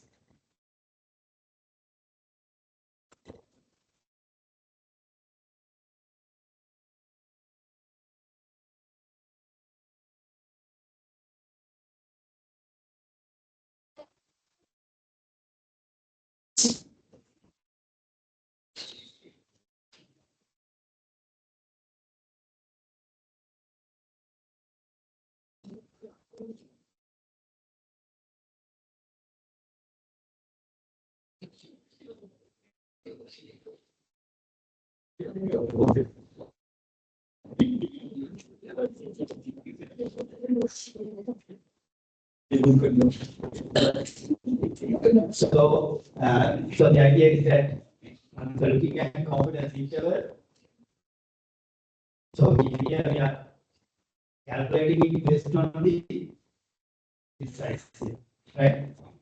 So we are looking at the margin of error, right? Error of at most 1 means that the size for one direction is 1, right? So it's, we will get both this is going to be 2, right? So that's our requirement there, and then the 90% confidence level, right? So the alpha is 0.05, right? And then the so then we need that the standard deviation, the based on the available patients, right? So that's given as 3, right? So that the population standard deviation figure is going to be 3, right? So that's number is given to us. Okay. So based on that information, so we can apply that into our formula here, right? So we have that the CR power 2. So we already calculated that earlier as well, right? So we get 1.955 or something like that, right? So therefore it is 1.96. You can put that number, and then sigma is 3, and the error margin is 1, right? So then if you calculate that, you get the 34.5. So that means our sample size can be like something like 35 or 40, something like that, right? So let's see, 35 or 40 will be for our situation. Okay, so it depends on the requirements, right? So if you want this to be, now you see that like the error margin at most, so it is 1, so you can make it as the at most 0.5, right? If you make it 0.5, what happens? If I change this to the 1 here to 0.5, what will happen? So then we will getting 1.96 multiplied by 3 divided by 0.5. Right? So any prediction can you say? So if you divide by 0.5, that means multiply by 2, right? And then you are squaring. So multiply by 4, right? So you have to multiply that this number by 4, right? See that how large it is. So it is 35 times 4. How much? Something like 120, something like that, right? 130 or 140, something like that, right? So you can see that, like, so if you change that requirement, you can see how large the difference is, right? So how it is changing, right? I just want to show you that, right? So if you multiply that, this is something like something close to the 130 or 40, something like that, right? 140 or something like that, right? So you can see that going from 35 to 140, something like that, right? So it's very large difference is there, right? So by changing a small thing there, right? So that's like now in terms of this, you can see that that is what you can change, right? So your error margin that you are looking at, right? So that is what you can change. Okay, so by changing that, you can see how large the difference you can get, and also you can change the 95%, right? If you're looking 90%, then you have a different number there, right? So if you're looking for 99%, then different number there, right? So you can the confidence level as well. Okay, so then you can see that the how large or how small sample that we. Okay, so usually we say there is some number, right? You can try to get bigger than that, right? So then you can you can make sure that your requirement is matching.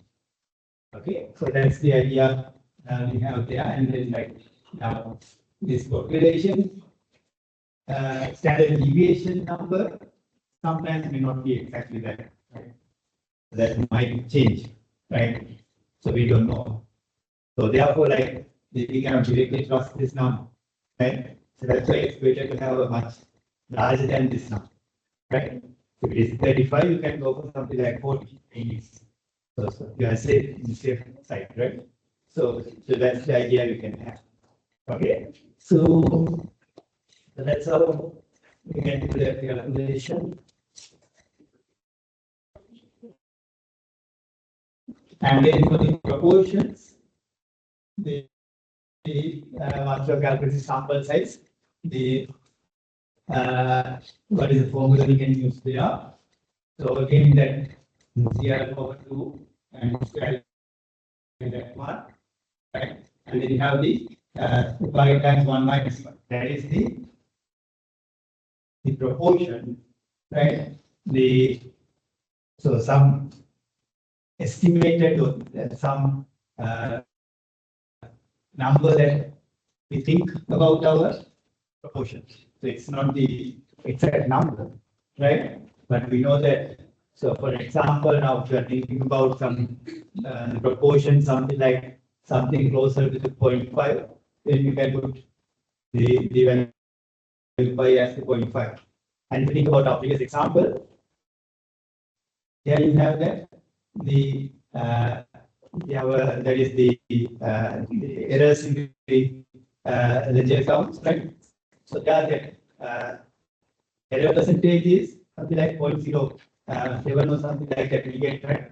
So we can put the number here as the 0.1, right? So that is something closer to that number, right? So if it is like you are expecting that number as 0.05, but you are putting here as the say 0.9 or something, then it's not going to be matching, right? So that should be reasonably matching number, right? So this value for the pi here, right, has to be reasonably matching number. And then again, here is the bit that you are expecting. Okay, so that's the numbers that we need. And let's see.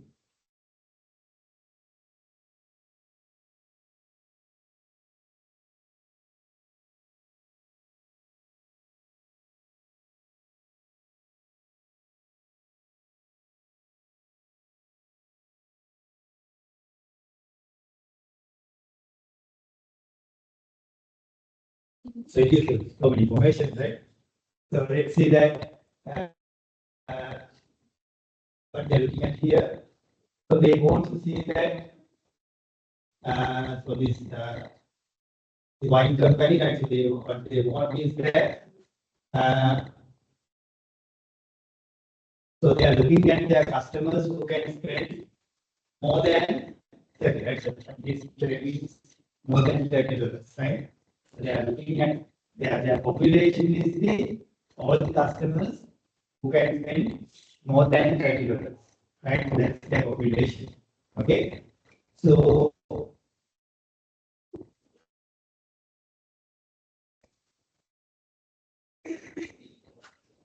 they want to have a confidence interval on that the population, right? So what they want is that they want the proportion, right? So out of the entire customers, right, what will be the proportion they can spend more than $30, right? Let's say looking at that, right? So then the error percentage, you're looking at as the 5%, right? So that means like once you have the confidence interval, right? So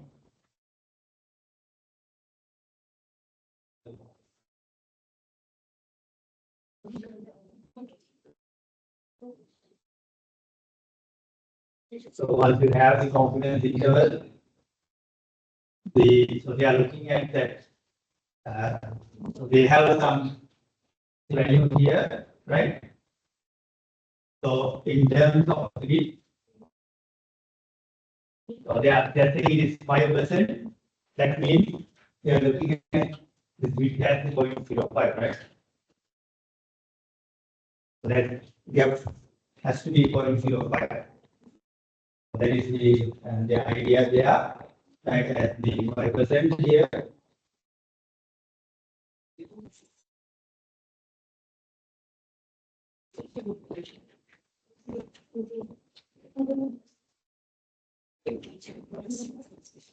And then like now they need some estimation for the value of the y, right? So they at the moment they have some estimation as 0.15, right? So therefore that value of y is 0.15, right? And E is 0.05, right? So that's the information we can get by looking at that, right? And then we have alpha, right?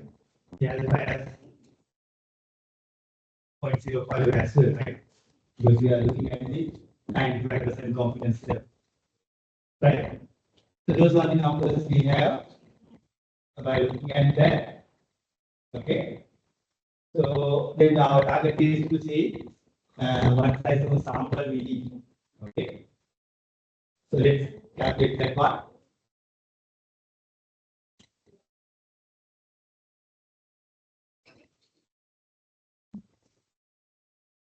Okay. So as we are looking at the alpha is 0.05, we get 1.96 there, and then 0.15, and 1 minus 0.15, and then the error is 0.05. So we do that calculation, you get 195.9. Right? So that means like, so you can go for 196, right? Or you can go for something like 200, right? So now you can keep that in as the 200 sample of 200. Right? So that's the idea of sample size we can get. Everybody see that? So that's how we can do the calculations for sample size here. Right? So that's it of that one. And then like so I gave this one like of this go through these questions, and next time I will discuss some of them, right? We can try that. And then today I can go into the next section, that is the statistical inference. Okay, so that's like the this is basically connected to our confidence interval, right? So that is like the other side of the confidence intervals is the R-based testing. On the statistical inference, we try to infer something, right? That's in terms of that. Once you are having some data, right? So what type of conclusion we can make from there, right? So once we have a data set, right, so we have that the estimations we can have from the data, right? So we identify that we can get your estimations or point estimations. And based on that, can we make any conclusion? Right, so up to this point, we did not make any conclusion, right? So we just provide that information, right? We just give some interpretations for that information that we have, right? But if you can make some decisions, right? So that's better, right? So by based on the data, you can make some decisions. One of the statistical inferences, our target is to learn about that as our decision making ability, right? So in terms of this, so now this is directly based on the data, right? So of course you can make the decisions based on your experience and other information as well, right? But here we are going to make the decisions directly based on the data, and we are going to call that as the hypothesis testing procedure. So now you can see that the learning outcomes we are looking at here, right? So we can talk about hypothesis testing concept, right? We will come to that. And so once we look at the hypothesis testing, we have the two things, null and alternative hypothesis. We will identify them, right? And then we have the choosing the proper test statistic. So we did not still don't know those names, right? So we talk about those names, but if that test statistic means and so on, actually talk about that and talk about to identify them and so on, actually talk about them. Then we talk about the analysis of variance concept. That's the other application of the hypothesis testing. And then the chi-square testing, so that's another application of the hypothesis testing. So these are all applications, right? So first we talk about hypothesis testing concept, right? And then we talk about applications, okay? And then we have the that's right. So that's the so basically we'll go into the analysis of variance concept and chi-square testing concepts.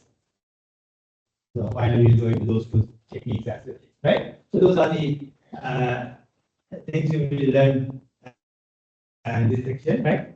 So we will discuss about that. So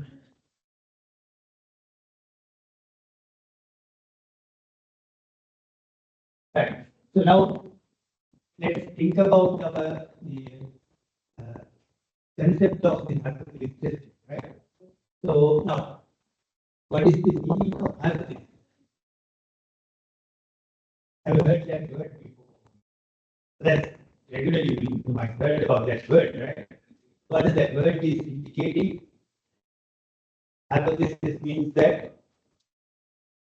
something you think about, right? Some value or something you think about, right? So now, for certain situations, right? So we think about, right? Now, for an example, think about an election, right? So now, before the election, we think about that. Someone will think, and so on, right? We think about it. We have some idea like that, right? So you have some thinking process going on like that. But now, always what you think may not be correct, right?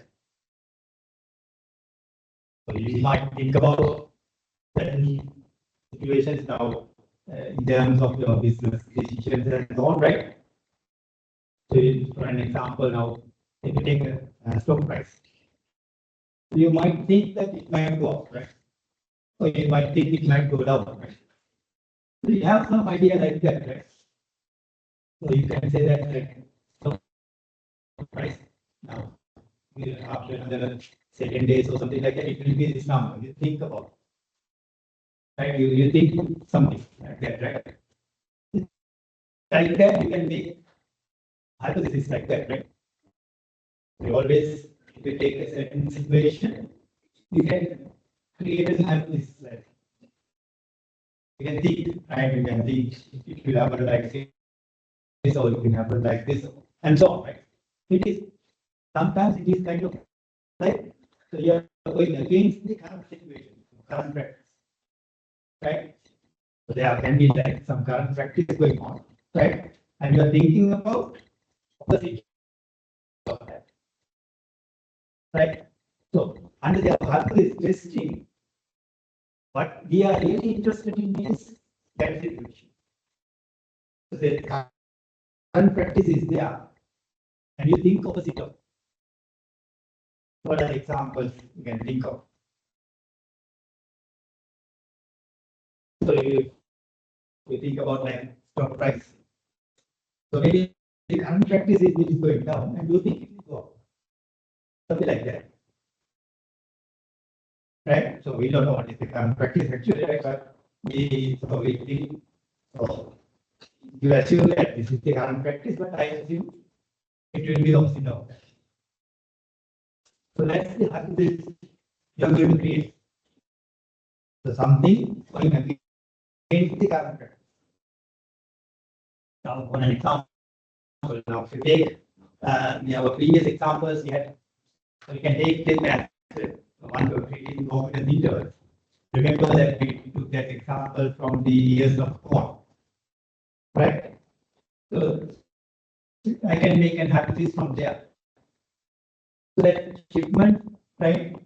So once they send the shipment, they are saying that so the average number is say 9 inches or something like that. So they put some number there, right? So then you might think about it's not going to be that now. It's a different number than that. That's your thinking, right? So that's going against the current practice, right? Because current practice is that they are saying that average number is that now. That's what they assume, right? But you are thinking about it's not going to be that now. It's a different. So you can think about it as it's going to be below that now. Right? So current practice is what they are saying is that it is either 9 inches or above. Right? And you are thinking it's going to be below. So that you are going against the current practice. So like that, now if I take another example. So think about that proportion. So the errors in the region. So average value we are getting something like 0.07, right? So you are thinking about that the average error is something like say 0.05. So you can think about some number, right? It's going to be that now. You're thinking, right? Or it is not going to be equal to that now. You can think about something like that. So you can say it's below 0.05 or above 0.05. You can think about like that, right? So always we identify it as so we are going against the current practice. Always we are interested in that situation, right? So whenever we are thinking about hypothesis testing, right? We always think about we are going against the current practice. Okay, so that's our target. So based on that, so we are going to create that our null hypothesis and the overfitting target. So we have 2 things like that, right? That because we are thinking about we are going against the current practice. So we define the 2 things, right? So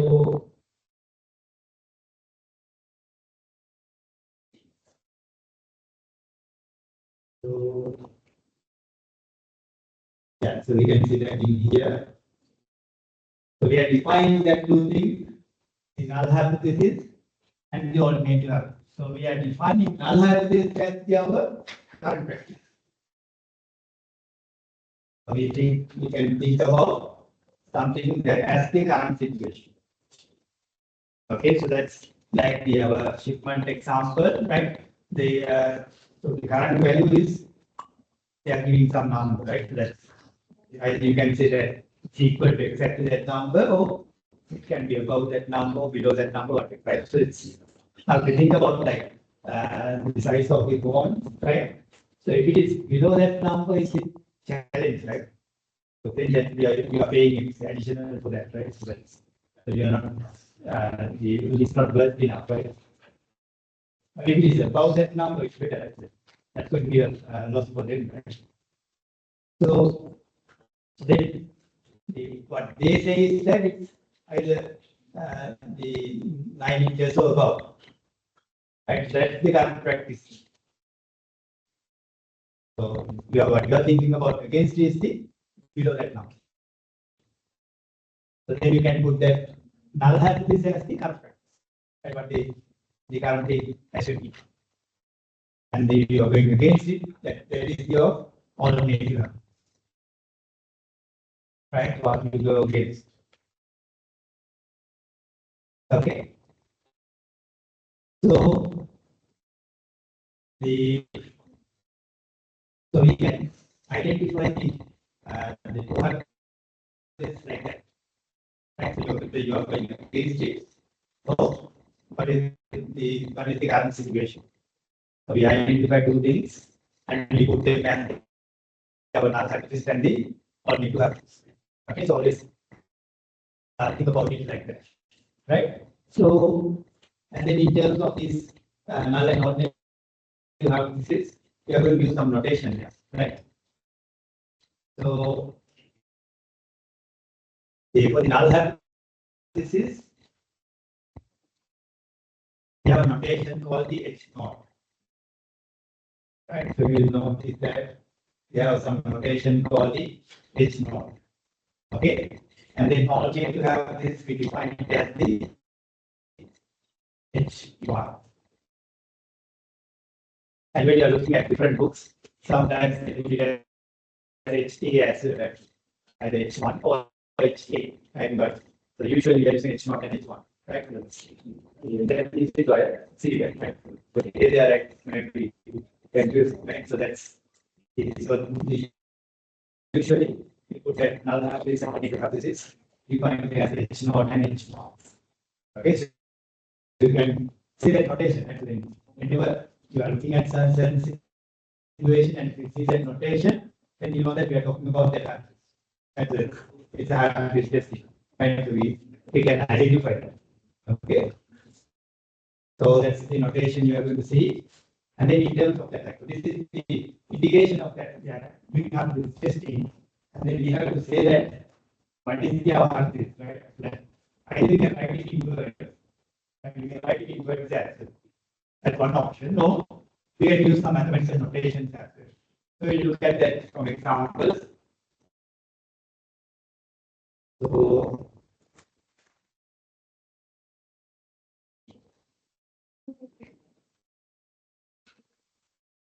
we'll come to that examples later. Actually, later on, I have some examples, right? So we'll come to that there. So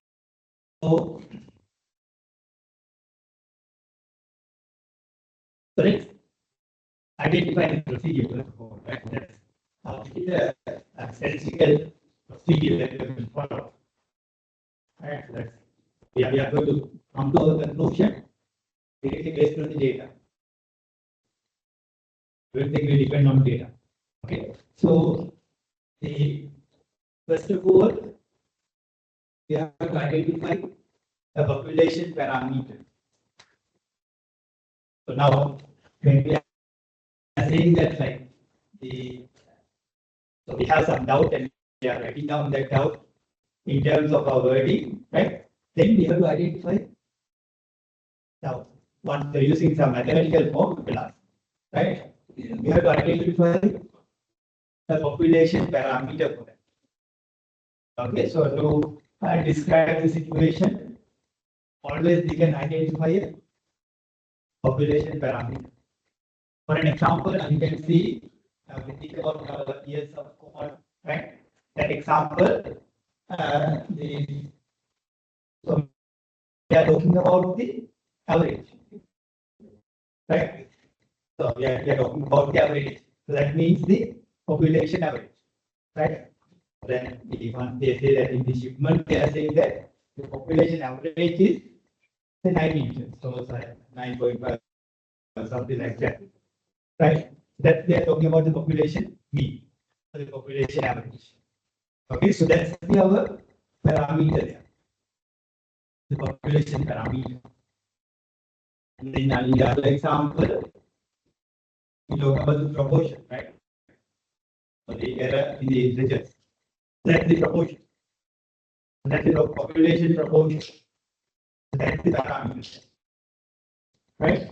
So we can identify our population parameter. Okay, so that's how we can identify the population parameter, right? So this, so you can write down the opposites in words, right? But always you have to identify what is the parameter they are talking about, right? So it has to be a parameter. So it can be like, now we talk about the mean or proportion, it can be the variance, or it can be some other parameters as well. There can be various parameters, right? So for you, what we talk about only the mean and the proportion, right? But we can define this concept for the many parameters. Okay, so that is the identifying the population parameter, right? So we can first identify that one, right?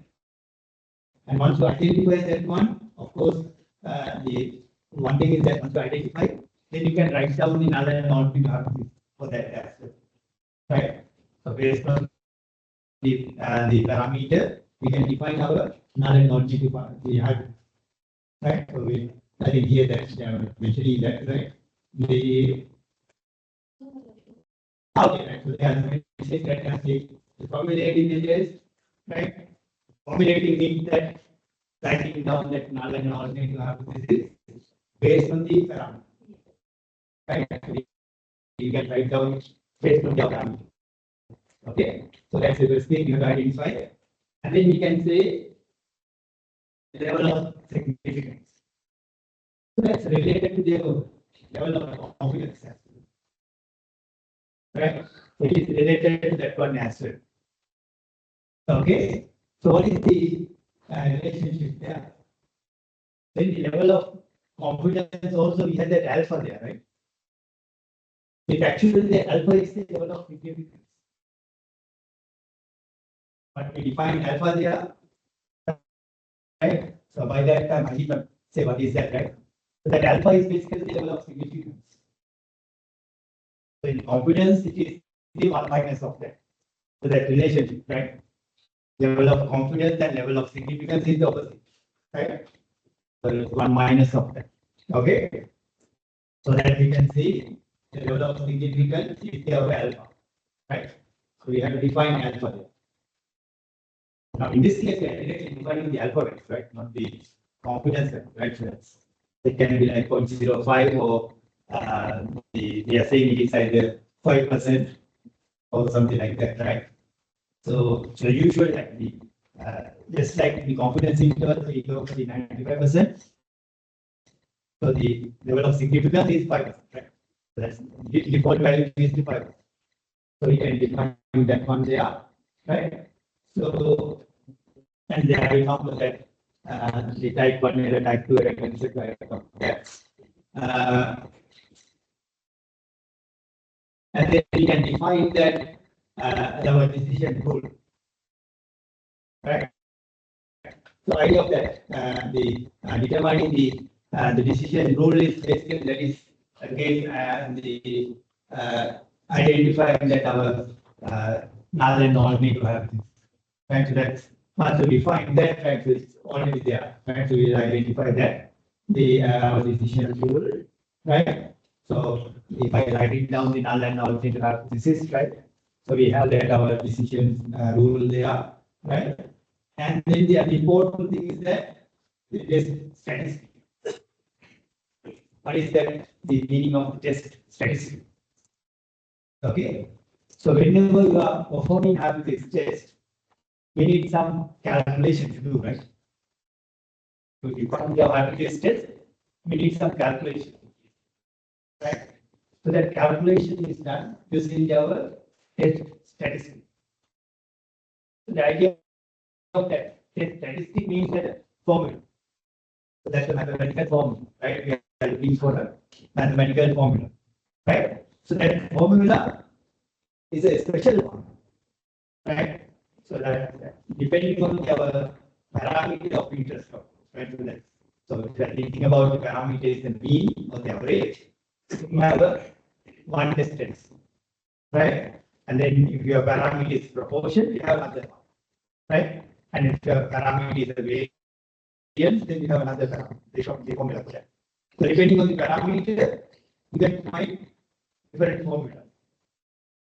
Okay, so that's the our test statistic, right? So we need to have some formula, right? It's basically like we are looking at a particular parameter, then there will be a particular formula for that.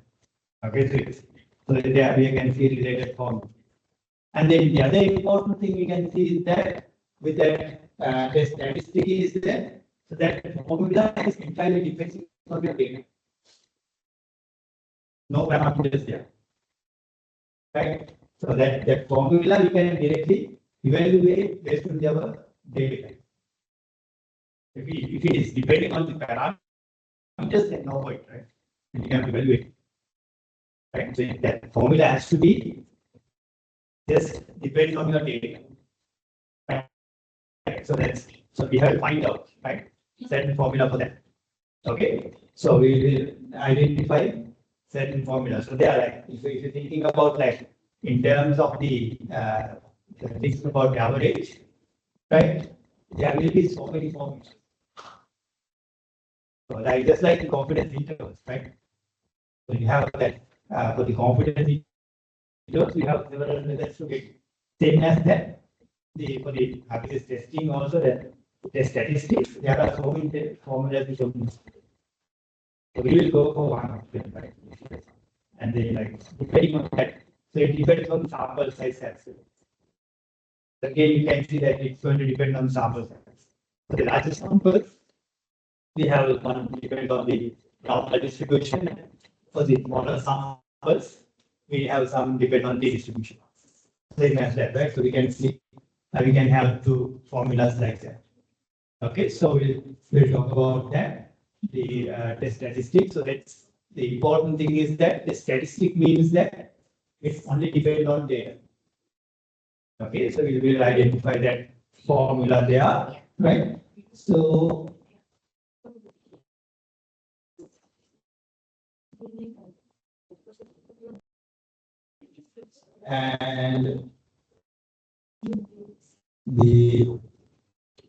and then of course now so what they mentioned is that like the collecting the data, right? And then we apply that the data into the statistic. So one more thing is that I forgot to mention is that once you go through this procedure, right? So we do all these, right? Identify the parameter and they identify the level of difficulty and then making the decision rule and so on, right? We do all those things before collecting the data, right? All those things like now, for an example, now we think about that the one example, right? So before collecting that sample of 200, right? You make that decision. This size is this number and so on, right? You make that decision there, right? So you have that this defined and so on, right? And you define what is your test statistic and so on, right? All those things done before you collect your data. Okay, so that's how practically when you are doing it, that's how you have to do it. Right? Now, of course, now when you are looking at the question, this is opposite, right? Because they are giving you the number, right? So then you already have the data and you are deciding what is the statistic and so on, right? So that's kind of like different, right? But here what we are talking about is the practically you are applying, right? Now, if you think about like in your working places and so on, right? Practically, if you are applying this, then you have to follow that procedure. So you identify a certain problem, right? And now, for an example, now, if you think about, like as a bank or something like, so if you think about like profit for the next year and so on or something like that, so you figure out certain number, right? So you have that something in your mind and so on, like your profit will be next for the next year and so on, and profit will be this number and so on, like you have that number. So you have all those things before collecting the data. Okay, so you figure out those numbers before collecting the data, and then you go for the data and you gather that some information from your company, right? So you set up that hypothesis before gathering the data. Otherwise, there can be something like now you're biased towards data. That's called the wording that we are using is called the data snooping, right? So that in terms of like applications, you will see that if you are making the decision like decision rules by looking at the data, it's kind of like the bias, and so it's biased towards the data. So then you are making the correct rules there, right? So therefore, make sure that you are making that decision rules and everything like for collecting your data. Okay, and after you set up all those things, you collect your data. Okay, so that's practically remember that in your working places. Okay, so now once you connect that, then of course once you calculate the statistic, finally then you can make your conclusion. Right? So you can count your conclusion. So idea of that coming to the conclusion is that so now how this is now in this process, right? You can see that like now we did not use any statistics, right? So we just have a statistic, but that's a formula, right? Once we do the calculation, still we did not use any statistics, right? So how we apply the statistics is the now we are going to come to the conclusions. So what happens is that the once you look at that situation, so what actually we are doing is that you have the statistic, right? And you know what is the distribution of that statistic, right? So in our case, it will be a normal distribution or d-distribution, right? So we know that, right? What is the distribution of that our distance? So it's going to be a normal distribution or a d-distribution, right? Then what we are saying is that our calculated value, right? Our calculated value is in the middle of that distribution, somewhere in the middle or in the end of that distribution, right? So I can use a different color here. So it is in somewhere here. We call that as the tail of the distribution, right? So these are called the tail.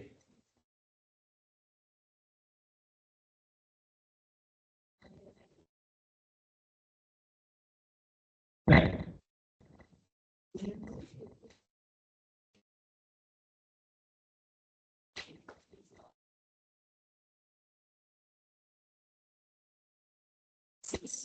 Okay. So this is called the tail of that distribution, right? So our conclusion it basically depends on that. This is our calculated statistic, right? So once you have calculated that statistic, if it is in the tail, then we are going in favor of the alternative answer. If it is in the middle, then we are going in favor of the null answer. Our decision is like that, right? So depending on whether it is in here or whether it is in here. right? So we go in favor of the null hypothesis, so in favor of the alternative hypothesis, right? So that's the our conclusion we are going at. Whether we are accepting the null hypothesis or whether we are accepting the alternative. Or we can write it in the other way, or we reject the null hypothesis, or we reject the alternative. We can write it either way, right? So we see that like our common ways of writing and so on, right? So what you can think about, right? Just the idea is that whether you write here or whether you write here. It's simple as that, right? So just you are checking in your distribution where you are. Okay, so that's our conclusion we are making. Right? So we'll identify that, how we make that conclusion, right? So then now the what we need to identify that. So depending on the different parameters, we have different statistics, right? So we have to match it that, right? So just depending on the parameter, we will take our statistic and perform the test. Okay, so that's how we can go through that, right? So then you will see that like, so many cases, right? So we have that like now you see that like, testing for the mean and the proportion, and then this of variance, chi-square, and so on, right? All those are because they have different parameters. So they have different parameters, they have different test statistics. Okay.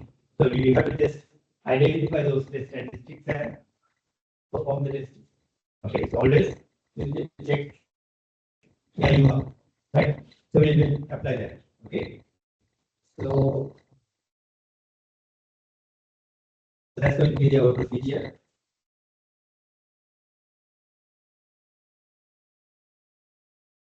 So, that's it. Okay, right. So let's write that down. Right. So anyway, I'm going to talk about that later as well, but just to tell you that, right? So we'll see that like this.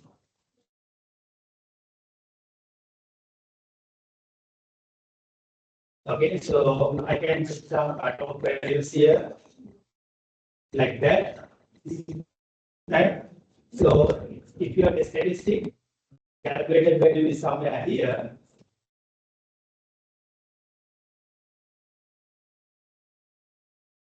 In that region, then we are saying, so we can say that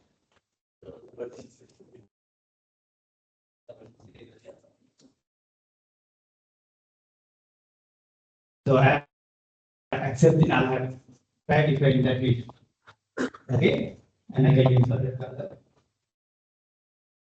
So if you are in here or in here, then you can accept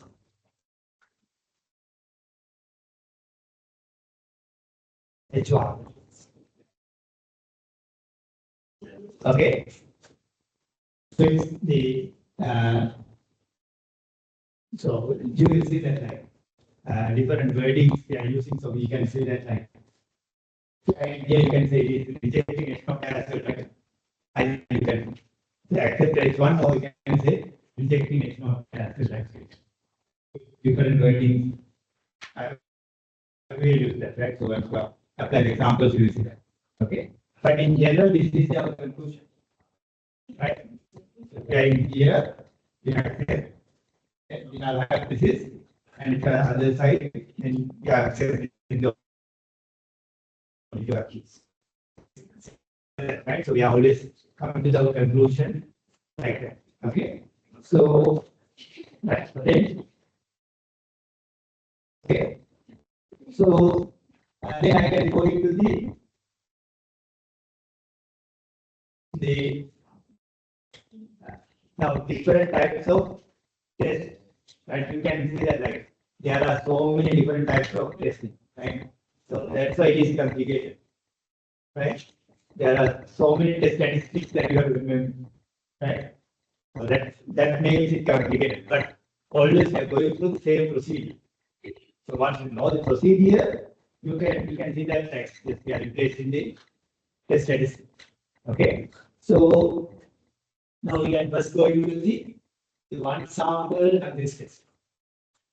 That means we are just collecting a one sample, right? So always like in our previous examples also, we identified this, we are taking one sample, right? So we are in that situation anyway, right? So we have that single sample. So how do we perform a hardness test on that? So later on, you can see you can take 2 samples and 3 samples and so on until you come to those. Okay. So once you have a single sample, right? So then you are having single population parameter. Right? So we are making a conclusion on a single population parameter. Right? So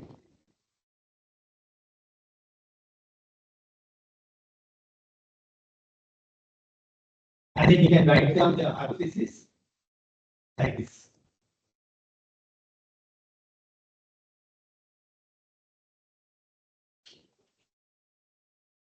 So basically, for single sample, right?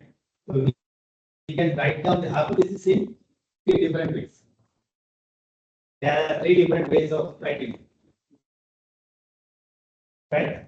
So this is just like the now as a wording, you can write it like that. Right? That's one option we have. And later on, I can show you that we can use mathematical notations. Or even here, using mathematical notation, right? So we can replace those mathematical notations using coding as well. Right? It's like our population parameter is greater than or equal to 1. We can say like that, right? We are writing wording like that as well. Right? So, and you can say population parameter is less than or equal to 1. You can say population parameter is equal to a constant value. Actually, you can write down that list like that. Right? So have the 3 options, right? So basically, the 3 options are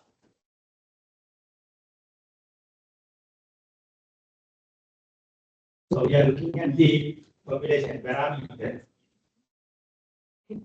So certain parameter, so I can use some data here. Right? Some parameter, right? We are using some parameter, right? So one option is that we are saying that this parameter is equal to a certain value, right? So certain number, right? So I can say that number is greater than or. Right? It's exactly that number, equal to that number. So that is right. It is equal to that number, right? So it's exactly that number, right? So so like now I can write it over here. So this is indicating that it's greater than that number, right? And this is indicating I can write down for the 3 cases, right? So let's for this case, we are saying that it is less than, right? So that means it is either this number or below, right? So that is the data not in here, right? So that number or below, right? So that is indicating in here, right? So that this part here is below that number, right? And this is greater than is indicating that number.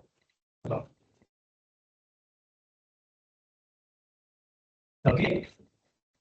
So yeah, indicating our null hypothesis like that. Okay. So that's the our null hypothesis there. 3 null hypothesis can indicate like that, right? And the alternative hypothesis, I can use a different color there. So for the alternative one, so in here it is the less than, right? So that means here, right? All negative one is that one, right? And here is greater than, that means this part. How you can see this color, right? This color is good. So I can use it much brighter color. Something like this one, right? So there is this one here, and this one is this part here, right?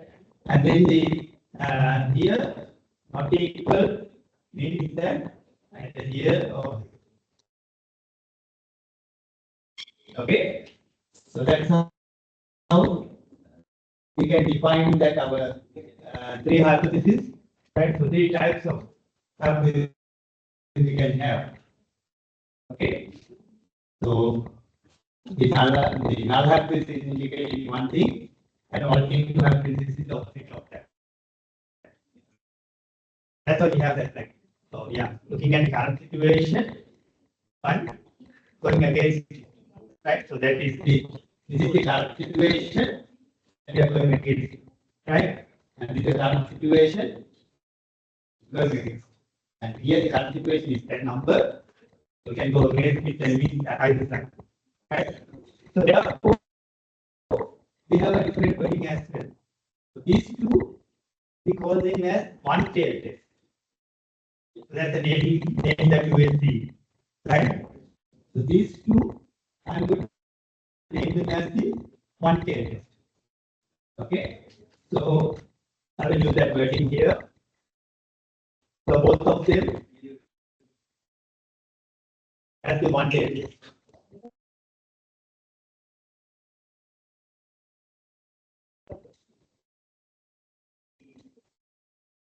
Okay, so those two we call as the one-tailed, and this one we call as two-tailed.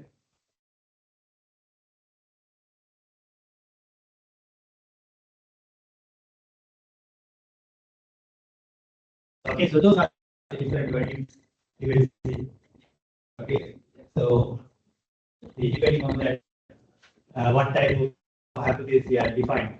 Actually, it depends, right? So that all these, like whether you go for each one, it depends on your hypothesis, right? So it depends on your idea, right?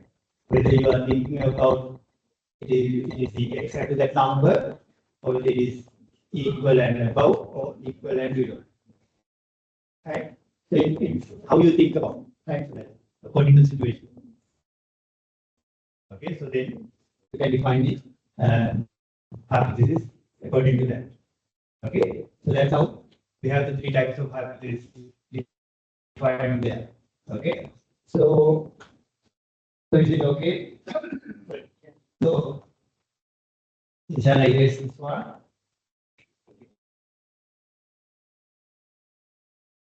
Okay, so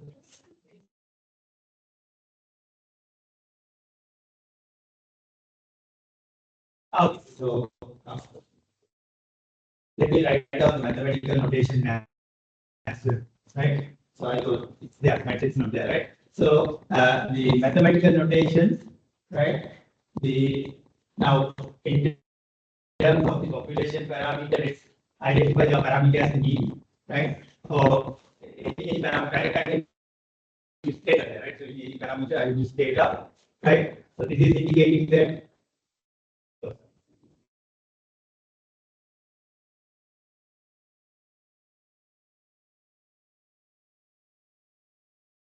So I can use the parameter here, data greater than equals data naught, right? So that's our all the null hypothesis, and alternative hypothesis is the data less than data naught. So, right? So that's mathematically we can write it like that, right? And then here is the data is less than or equal to data naught.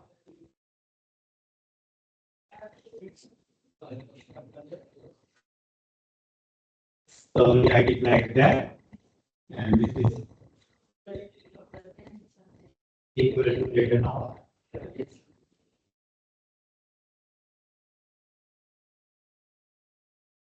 So that's the mathematical notation you can have.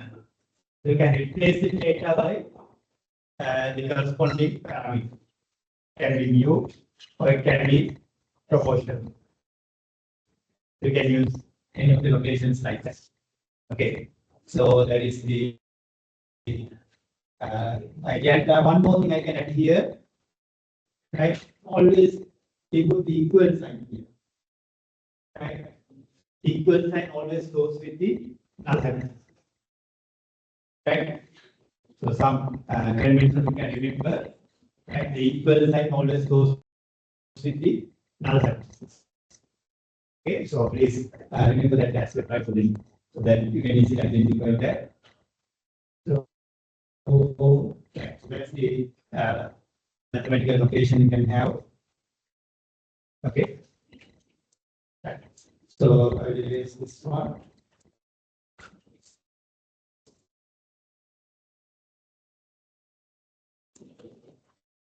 Now let's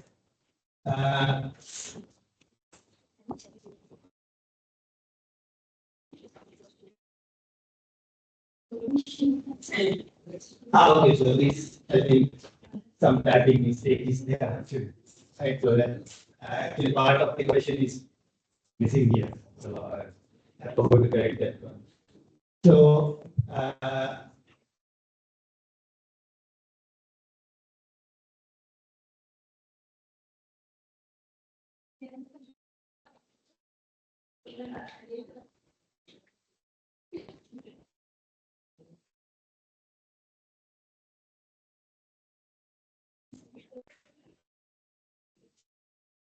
yeah, so I will ignore this one, right? So that's the part of the question is not here. So I'll come to that later. Okay, so we can come to this one.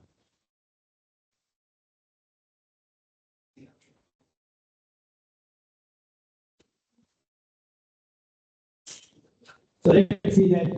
So let's once you read the question, right? So now, once you read the first statement there. Okay, next to that statement, you should be able to write down the other null and not need to have. Because after that, we have the data, right? So then this is indicating that our data, that is the data that we have, right? So first statement is indicating the our null and alternate have. So can you identify that once you read it? So let's see that. So a researcher claims that the mean average weight of men is greater than 100 kilograms. So that's the claim that researcher is making, right? So now our general convention, right? So whenever you read this the paragraphs, right? So you can remember this general convention. So we always think about the what you want to test, right? What you want to test, you always put under the other alternative answer, right? So that's the our general convention you can remember. Okay. So what you want to test, you put that into the other alternative answer. Remember that. So keep that in mind, right? So that's the our general convention we are having, right? What you want to test goes always under the other alternative answer. So what they say, so what they want to test. So the researchers claim, right? So it's claiming that the average weight is greater than 100. That is his claim, right? That's what we want to test. Right? So that should go under the other alternative. Right? It always goes under the alternative. Right? That is the H1. Okay. So therefore you have to be greater than 100. That way is easy we can identify, right? If you remember that convention, right, what you want to test always goes under the alternative hypothesis, right? If you remember that, you can easily identify. Everybody see that? Okay? And then opposite of that will be the null hypothesis.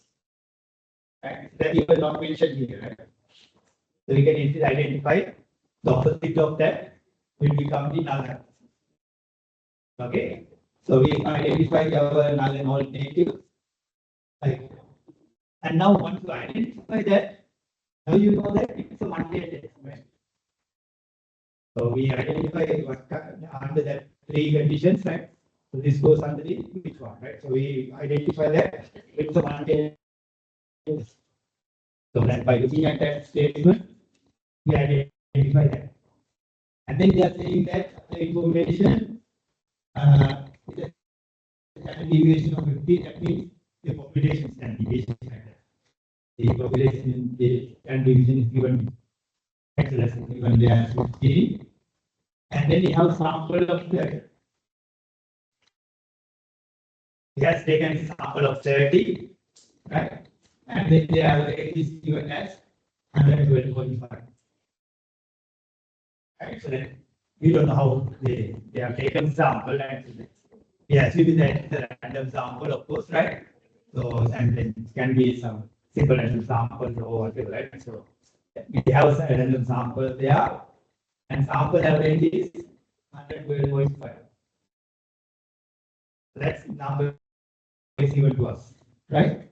So, and then based on that information, we can perform a hypothesis test. So we can test that hypothesis, right? And we can see whether that claim is correct or not, right? So what do you think? By just looking at that, we cannot say that, right? By looking at that, we cannot say that whether it is correct or not, right? Is that? So we have to do some testing there, right? That's why we need to do. For an example, right? Now you have that information, right?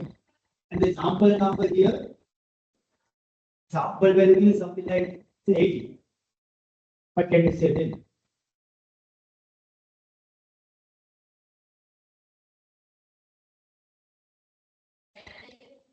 So your claim is that it's greater than, right? But your sample is already 80. It's below already, right? So then no point of testing there. Everybody see that? It's already below, right? So there's no point of testing. Everybody see that? Since our sample is larger than 100 here, right? So now we are in the direction of the our alternative hypothesis, right? But we don't know whether they are large enough, right? It can be large due to the random variation, right? So we know that like, there is some variation, right? So that may be due to the variation. So it may be our conclusion is, sorry, our hypothesis is correct. Right? It depends on, right? So that there can be two ways. And on the other hand, right? Now here is 112.5, right? But now once we take this sample, right? If the sample average is 170, what can you say? That's a very large number, right? Far away, right? Then we know that. Far away from us, we know that even without testing, we can say, okay, we said. Is that? But once we have some numbers very close, right? We cannot directly see that, right? Therefore, we have to do some calculation, and we need to do some mathematical calculation and come to the conclusion. Right? So we will do the calculation based on that. Is that okay? So now we will come to the calculation, right? So we will have the calculation later. Okay, so I think calculation is later. Right? So So I will talk about this. Two types of errors next time, right?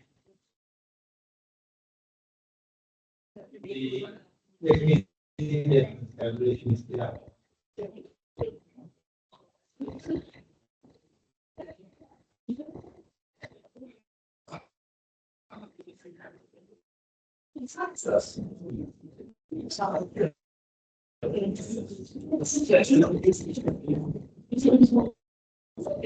Okay, so I will come to that. Two types of errors next time, please. Before I go. I need before time to discuss that one, right? So let me identify the for that calculation now. So we know that like sample value is slightly above, right? We don't know whether it is large enough, right? So to test that, right? So we have to use some formula. So I don't know whether you can see that formula, it's very small, right? So now in that case, of course, we have like two formulas there. What is the difference? Whether you know that sigma or whether you don't know the sigma. In our example, we know the sigma, right? So it's given to us. So therefore, we can use this formula, right? And otherwise, you have to use this formula there. So usually, what happens is in practice that sigma is unknown, right? So sigma is not given. So therefore, we are practically using this one, right? So for the knowledge, of course, we can have two cases like that, right? But practical applications, you will use it. You are going to use it, right? So that's the formula that you have used, right? And let's see that calculation. Yeah, different example, right? So let me come to that example, right? So let's remember this formula, right? So you can remember that formula: x bar minus mu naught divided by sigma and divided by the square root of n, right? So let me basically what. If I write down it in the other way.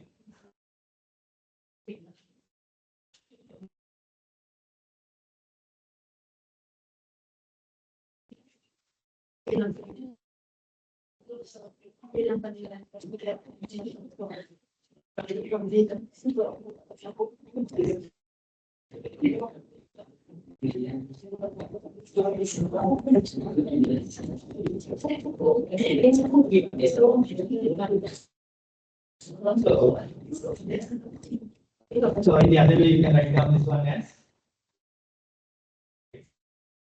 bar minus mu naught divided by sigma and then multiply everything by the square root of it. Right? So that's what we are going to use, right? So that's the formula we can have, right? So this here we divide by square root of n means that we are multiplied by square root of n, right? So that's the formula we are going to have. Okay. So and if I go to that example,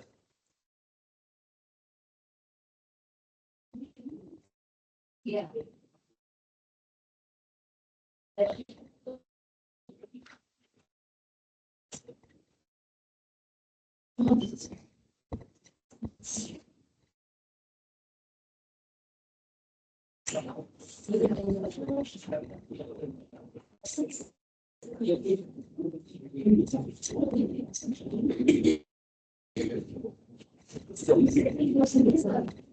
okay. So if we go to this example,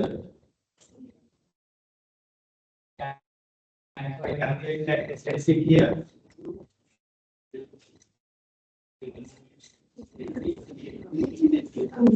so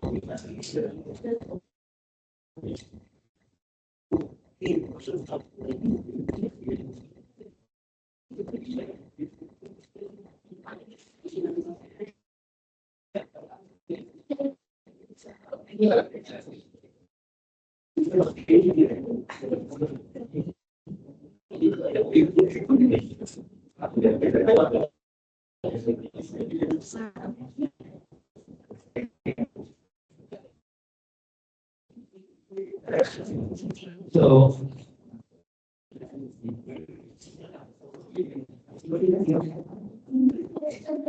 Right, so if you do the calculation, so let me begin the calculation. X bar minus mu naught divided by sigma and multiplied by square root of 3. Right, so if you do the calculation, so what we will have, so is the x bar is 100 minus 100 and divided by 15, right, and multiply by 30, right?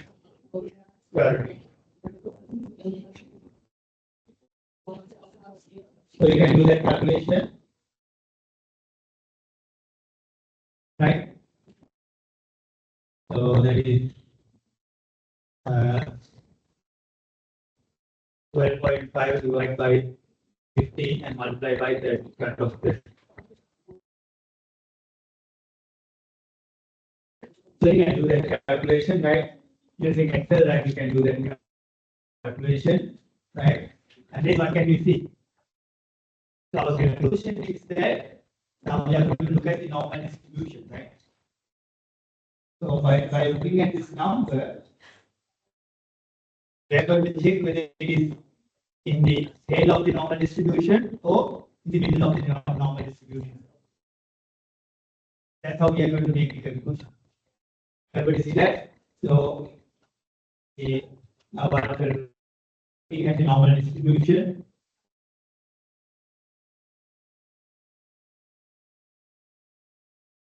so now what is this number? I'm using your calculators, right? Can you do the calculation? So, how much is that? 4.5, right? So you're getting something like 4.5 or something, right? So then what can we say? Now, by looking at the normal distribution, right? We can see that 4.5 is somewhere here, right? In the normal distribution, you can see that the 4.5 is somewhere here, right?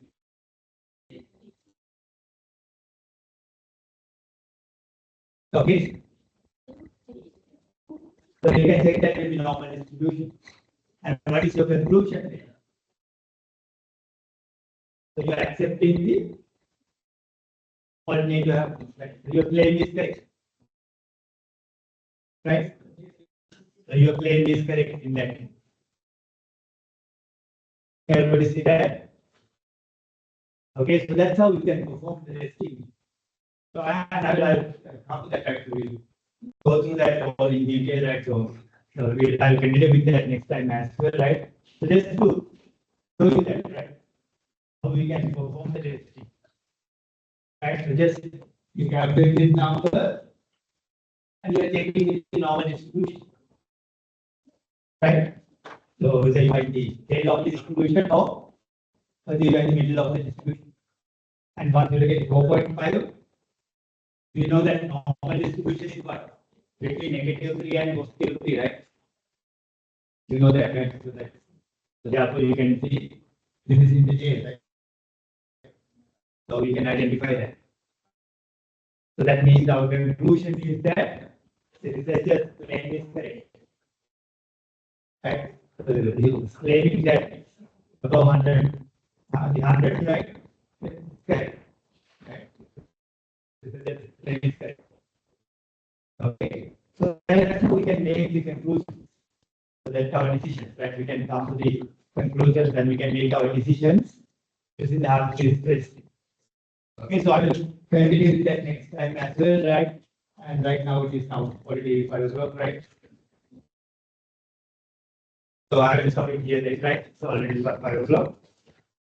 So hope all of you mark attendance right now. And everyone did not mark this indicate. So, okay. So I will stop with the right. Say that.